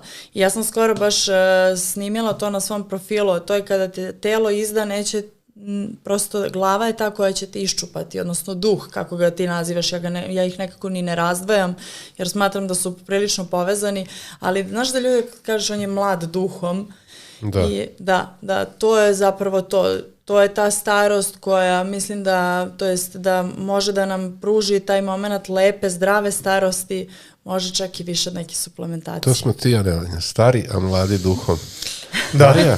Marija, kaži mi, koje 3 knjige bi preporučila slušalcima i gledalcima Nikola Radim podcastu i opšte i ljudima koji vas prate i koji prate vas dvoje, u stvari sad sa ovom emisijom na istoj strani, vi verovatno već počinjete polako da komunicirate i da, mi sve vreme vidim ja tu kako fercera ovdje iza ovog kregatina. Daj mi 3 knjige koje bi preporučila slušalcima i gledalcima. Semper idem, broj 1. To je prva knjiga za preporuku koja ima vremena i volje. Čekaj, polako, kako se zove? Semper idem, da. Šta znači Semper idem, ne razumijem? To ime... Saznaće ko bude čitao knjigu, to je ime knjige. Ime knjige. Da, nisam gledala predstavu, izvini, nego sam mislila da li je to ta sa predstavom. Da, postoji predstava koja traja 8 sati, nisam još otišla da gledam. Brana Antonović je gledala, pa sam čitala izveštaj, onako super mi je zanimljivo. To je prva, zatim knjiga Nije počela sa tobom.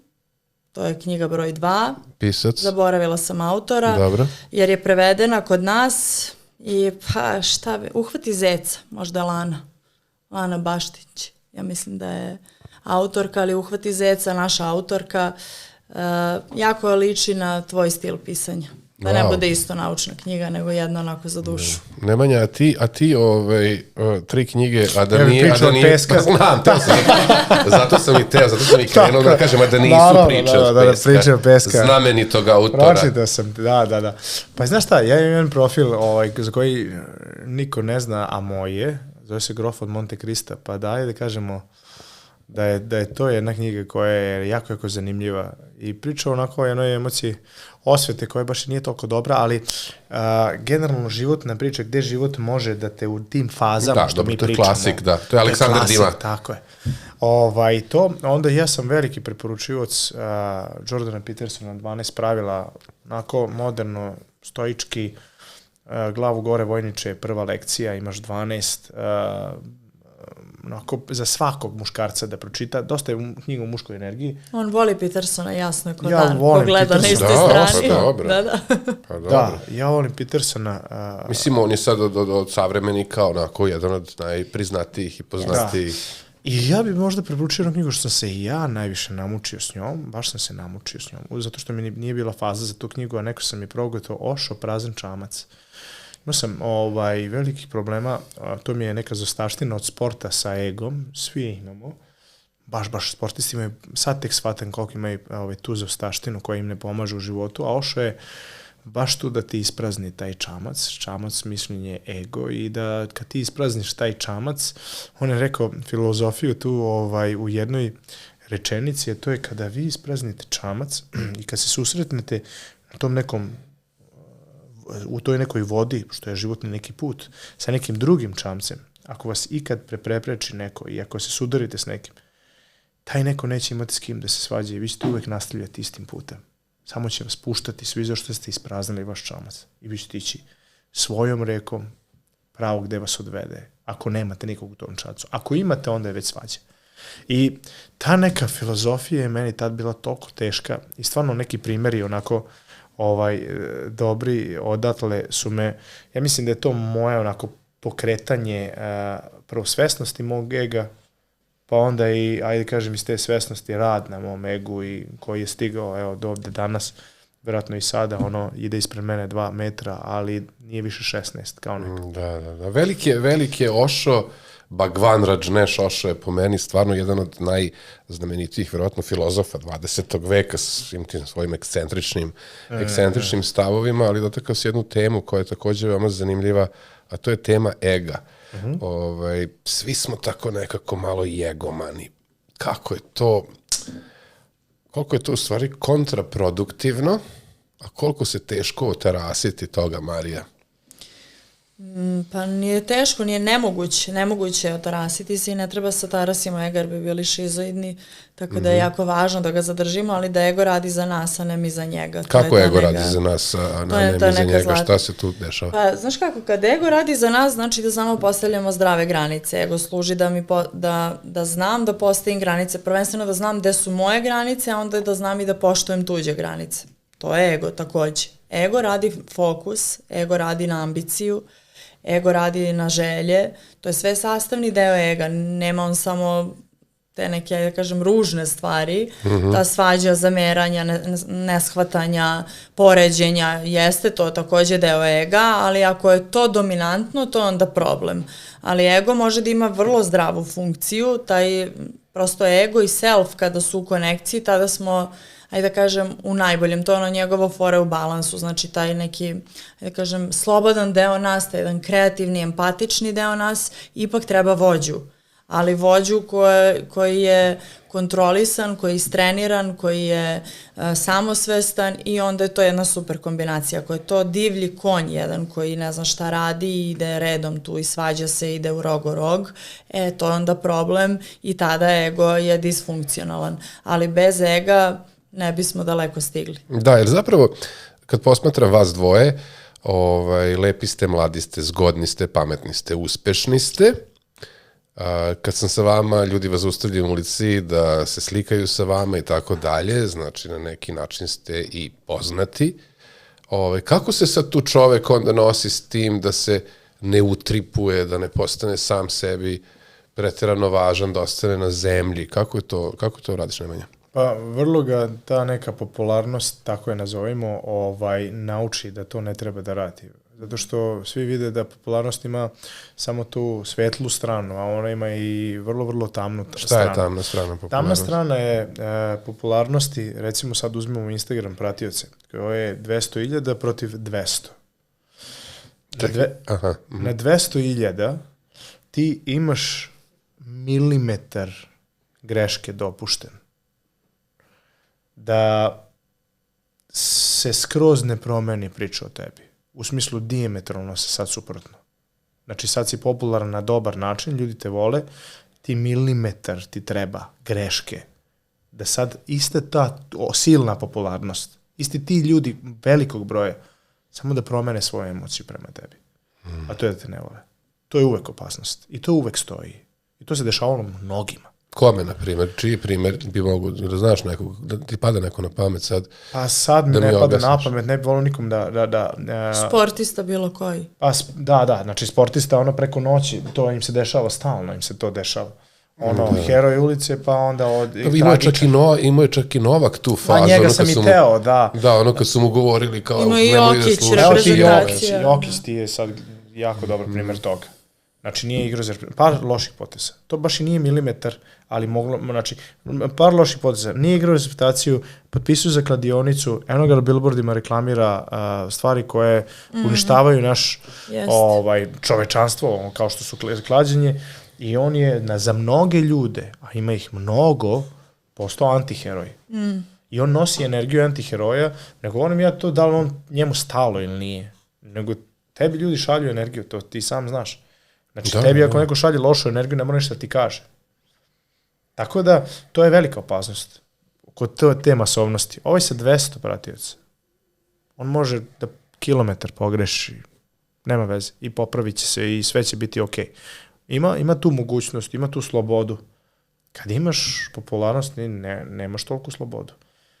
I mnogo si odgovorniji, i mnogo te to košta, i mnogo moraš da paziš nešto, i mnogo, evo sad, to što si rekao, ljudi se slikaju, to je jako sad kad neko sluša to, kao, to je sad super, međutim, nećeš ti da se ljudi slikaju s tobom u 5 ujutru sa tvojom devojkom, gde se ti opuštaš nekom koncertu i tako dalje. Voleo bi da si malo u svom nekom biću, neko te vuče za, ne mali broj ljudi, nego za rukave, kao slušaj, samo nešto ti kažem. I uvek neko ima nešto ti kaže. Znaš, gde god odeš, to je neverovatno. Tako da ima to sve svoje, naravno, svetle stvari su sjajne, počevši od upoznavanja drugih ljudi koji su na nekom tom, nije to nivo, to je faza na nekom tom putu koje ne bi nikad upoznao, koje je sličan tvome, koje s kim možeš da podeliš, koje nikad ne bi upoznao ranije i tako dalje. Sjajne su mogućnosti, sjajne su prilike. Najveća prilika je da ti možeš direktno da utičeš na druge ljude sa nekim dobrim stvarima. Znači, moj profil se bavi, evo vam besplatne informacije kako vi da utičete na sebe. Ne ja. Znači, ovo su informacije, nisam ja terapeut, ja ništa ne radim. Znači, ja sam edukator. Ja učim kako, ako vi želite, ako napravi svesnu odluku, da vi možete promeniti nešto u životu, da znate koja je to odluka što stvarno nešto menja. Tako da, velika odgovornost i povećava se, i to ne prija uvek. I jednostavno, kad bi ono što ja kažem uvek, moje devojci rekao, ja voleo bi da sad stane. Ovo je sad taman. Vidim da više nije bolje. Više u jednom trenutku sigurno je bolje. Kao s parama. Znaš i sam.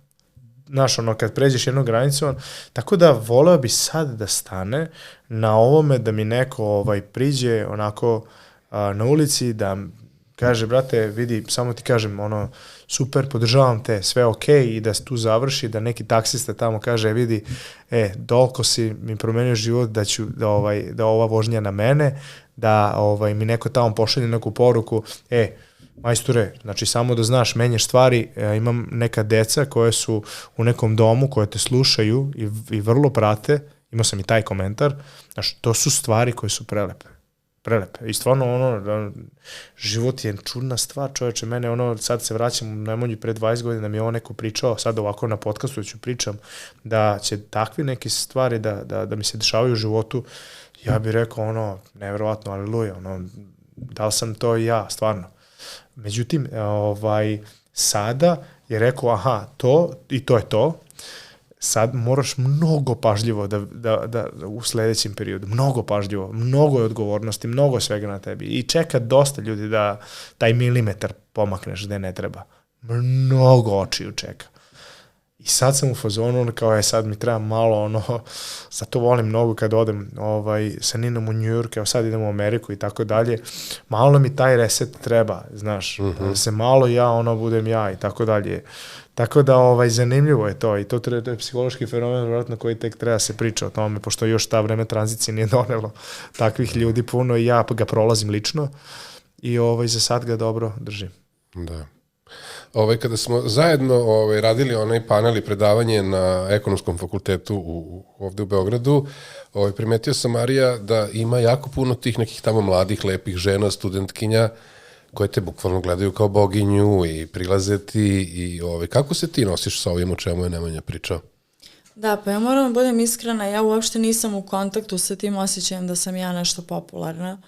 Nemam nekako, uopšte nisam još došla do toga da sam se povezala s tim, aha, to je tako, čak i moji bliski ljudi meni kažu, ok, ti si sada, ljudi ti prilazi, meni je to super, ali nekako uopšte nemam taj osjećaj, osim osjećaj odgovornosti za koju verujem da nosi i taj broj pratioca, ali meni je više to useđeno zbog mog posla, da to je jedna stvar, a druga stvar, nekako ja imam utisak, prosto mi smo svi popularni na društvenim mrežama, mislim suštinski sutra Instagram da se ugasi, to je nepostojeća stvar, tako da nemam, ne znam kako da objasnim, što se ne osjećam sad kao neka glumica, možda to više pitanje za neku glumicu ili pevačicu, ali prosto ne znam, meni je više čudno kada mi neko priđe i sada, iako je to često, jako često, ali evo, to može da posvedoči svako ko gleda ovo, a nekad mi je prišao, ne postoji osoba koja mi nije prišla da jej ne kažem puno ti hvala što si mi prišla i da ne pitam za ime. Uvek tražim ime osobe i dam zahvalnost za to, jer meni to lično znači, prvenstveno kao ženi, kao psihologu i kao osobi koja stvara neki sadržaj, naravno, i za koji želi da taj sadržaj bude dobro. Tako da ja sam, moram da priznam i dalje u toj jednoj tranziciji, to jest u nekoj fazi toga da kao osvestim, kao aha, ovo sad kao vidi, ja znam racionalno, znači ja imam tu vezu sa kognitivnim, da ok, ovo je sad vidjelo 1,5 miliona ljudi, priđu na predavanje, dođe, sve je to meni jasno, ali nekako taj osjećaj i dalje u meni je kao, aha, kao ova osoba mi prišla, kao hvala, nekako nisam se i dalje sa tim, čudno mi je. Ali mi je jako lepo i mnogo sam zahvalna što imam priliku da stvaram sadržaj koji ljudima olakšava dan, minut, godinu, mesec, šta god. To je i bila ideja i za kreiranje mog profila Harmonije duše. Ja sam to i napravila sa nekom spontanom, dečijom, mogu da kažem, željom da prosto podelim neku vrstu svoje čak i poezije, pa onda tek psihološkog pristupa, znači neki deo sebe koji je prosto, eto, tako narasto jer su se ljudi konektovali na to. Eto. Da. Krenuo sam nešto novo na društvenim mrežama i sad bih volio to da isprobam sa vama, a to je da snimim za ove short formi TikTokove kratak video koji je zapravo pitanje, a ne konstatacija, Dobro. koje postavljam mojim tim pratiocima, gledalcima, slušalcima, kako god to se već zove. I zanima me jako šta oni onda o tome misle u komentarima. To krećemo sad ovih dana.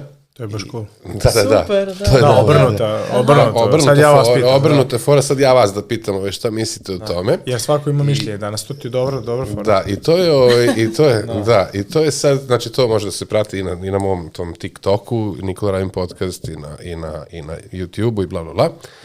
Uglavnom, sad ovih par što smo danas snimili, postavit ću i vama, prvo ide Nemanja. Ajde.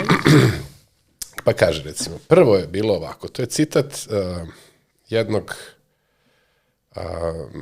filozofa, on predaje na fakultetu u Njujorku, zove se Ian Olasov i Ian je napisao knjigu koja se zove Pitajte filozofa i tu postoji jedna njegova konstatacija koja kaže ovako: Bog je svemoćno, sveznajuće biće koji želi samo najbolje za svet. Da takvo biće postoji, svet bi bio savršen. Svet nije savršen, dakle, Bog ne postoji.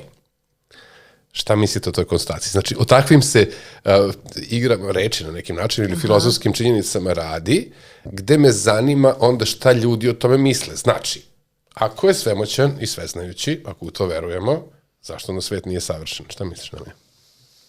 Ja na ovo imam da kažem da ljudi poslušaju onu pesmu, kako se zove ono, Osbourne, What if God is one of us? Znaš tu pesmu? To je ona riba neka, ja mislim. Jeste, What if God is one of us, ne znam ko to peva. Znaš te? Da. To je onako baš onako revolucionarna pesma koja dosta izaziva religiju kao takvu, ne opovrgava je, ali uvodi neki novi koncept, ono, da šta da je, kao što ti pitaš. Da. Šta da je Bog samo jedan od nas? Ide busom, vozi se, nikoga ne zove, usamljen je, ide, samo ga, kaže, ovi sveci ponekada zovu, pričaju s njim, ovi ostali dosta nemaju pristupa njemu, nikoga ne vidi, ne vidiš Boga.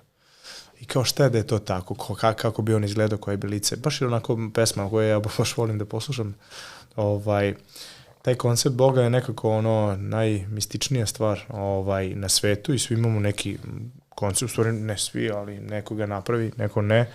Ja volim ono iz Biblije, ono Bog je u nama, znaš, i to je neka, taj neki koncept volim da verujem da jeste tako, znaš, i da je to nešto što treba ti da pronađeš. Znaš, ono, da upališ neko svetlo tamo i da pronađeš. Da li misliš kad to kažeš da smo mi možda, ali to smatraš kao da smo svi delići na neki način? Baš to. Da. Ok. Da, ja imam Marija, šta ti kažeš na ovu konstataciju? Pa baš mi je interesantna, ali ja bih rekla kako znamo da nije savršen. Mislim, nekako mi je to onako oduvek bilo pitanje jer smo mi dobili slobodnu volju, zar nije to već dovoljno savršeno? Tako da ja sam negde doživjela da ovaj svet jeste savršen na taj način da smo dobili slobodnu volju da radimo šta želimo, jel? To je prva stvar, ili ne želimo. A to da li je savršen, baš je ono što sam malo pre rekla, savršenstvo jeste nešto što pripada božanstvu, možda je za ljude ovo već dovoljno savršeno, neka vrsta balansa. Sad verovatno koga pitaš da li je tebi savršeno, znaš, da li je svijet savršen je zapravo pitanje koga pitaš to pitanje, tako da možda smo već tu. Ima i ona od čuvenog Aldusa Huxleya, koji je jedan od najvećih mislilaca 20. veka, također on je rekao, šta kaže ako je planeta Zemlja zapravo pakao neke druge planete? Pa da. To je Da, isto. dosta može da se razmišlja, Jest. da. Da. Ajmo na drugo pitanje. Kaže, optimizam. Optimizam je nešto čime se dosta bavim u ovoj novoj knjizi, zato što ga smatram izuzetno važnim za vitalnost i za onako dobro starenje. I tu se javljaju dve škole, odnosno dva različita tipa mišljenja kod savremenih psihologa. Ovi koji smatraju da je optimizam kod čoveka generalno uslovljen genetskim predispozicijama, je li tako? A drugi smatraju da je to nešto na čemu može da se radi, i nešto što se uči i nešto što se stvara. Šta vas dvoje mislite? Nemanja, da li je optimizam više uslovljen genetskim kodom ili je nešto na čemu se radi, odnosno nešto što se stiče određenim sticajem okolnosti? Ja mislim da se optimizam uči, da to nije stvar genetike, nego je to stvar fokusa. I mislim da taj fokus, dobro, razvije nam vaspitanje i kasni socijalni faktor i tako dalje, ali biti optimista danas je izbor, stvar tvoje odluke. Tako da mislim da svako od nas može, u tome se sagleda moć čoveka, ovo slobodna volja što je Marija pričala, da ti možeš u svakom trenutku da osvestiš stanje i da odlučiš da promeniš kurs. To je, a taj jedan od kurseva možda bude optimizam. Ako si bio pesimista i ako si osvestio, čekaj, pa što ja razmišljam loše o ovom ishodu, što meni to, znači, kako da, i odjednom ti možeš, aj sad pozitivno, i evo sad sam optimista. To je stvar svesne odluke u svakom trenutku, za koje ti treba vrlo velika moć, a to je prvo da osvestiš gde si sad. Ta samo dijagnostika, to samo posmatranje u svakom trenutku ti daje mogućnost, kao tasteri, znači da stisneš ovaj ili ovaj taster, znači daje ti mogućnost da promeniš stanje odmah. I mi svi imamo tu moć. I malo bolje kad razmisliš, kad god ti možeš sve da promeniš. Ja se danas vozim u kolima i idem ka podcastu, imam 4 ogromna projekta u životu i moj mozak ludi, traži ishode, kako neću uspeti, kako hoću uspeti, šta se dešava u prošlosti, u budućnosti, vamo tamo. I ja odjednom stanem i čekaj, osvestio sam da prvo nisam tu, nego sam u nekim ishodima i tako dalje, da li to nešto menja, ne menja, nisu dobri tamo ishodi za mene što ja razmišljam, znači nisam baš optimista, malo sam otišao u pesimizam, u tom trenutku ja skontam da je neka pesma na radiju koju nisam čuo 100 godina i već je na pola, a nisam je ni čuo. Mm-hmm. I u tom trenutku odlučim da pojačam radio i slušam pesmu. To je stvar odluke. Te misli nestaju. Sad i pesma. To je stvar fokusa. Tako da mi možemo da odlučimo, se fokusiramo na dosta stvari, pre toga treba da osvestimo. Tako da mislim da ne postoji prirodni pesimiste i optimiste, nego čovjek koji je odlučio da bude jedno ili drugo. Ili kome više odgovara da bi ili potvrđivao nešto, ili da bi malo više uživao. Marija, vidim da klimaš glavom, slažeš se u potpunosti, nemaš verovatno ništa da dodaš, zato ćeš ti biti onda prva koja će odgovoriti na sljedeće pitanje, a to je da li je smrt zapravo kraj? Ili postoji nešto nakon toga? Da li je smrt, Marija, da li je smrt, to sam ja da li je posle smrti samo mrak i nema više ničega? Ili veruješ u neki drugi ishod? Vidiš kako ja pitanja postavljam? Čekaj, to pitaš Mariju ili psihologiju? Ja pitam Mariju.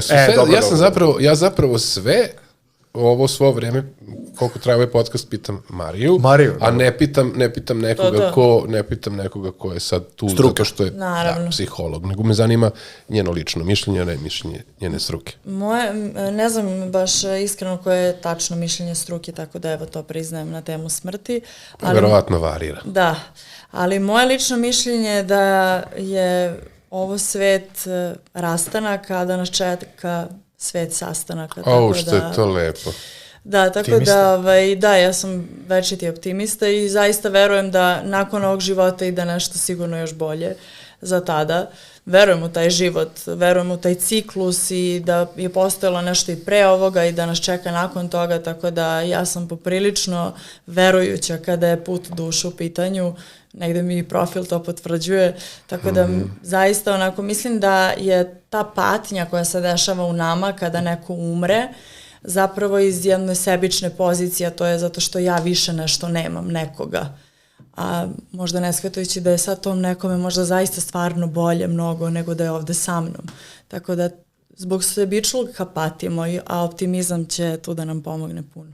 Da, ima ona čuvena, mislim to je drevna poslovica, ali čak i Patrijarh Pavle citirao, koja kaže kada smo se rodili svi su se smejali, a mi smo plakali, a kada smo umrli, a kada umiremo kao, znaš, onda svi plaču, a mi se smejemo. Eto, to je tako onako jedna lepa, utešna, drevna poslovica. Šta ti misliš, Nemanja, kako je tvoje mišljenje o tome, da li je smrt kraj svega? Pa ja što sam stariji, više sam za to neko verovanje u put duše, što je Marija rekla, i to je da smo mi ovde da integrišemo neka iskustva i da ta iskustva ponesemo negde dalje i da to nije slučajno, nego da je to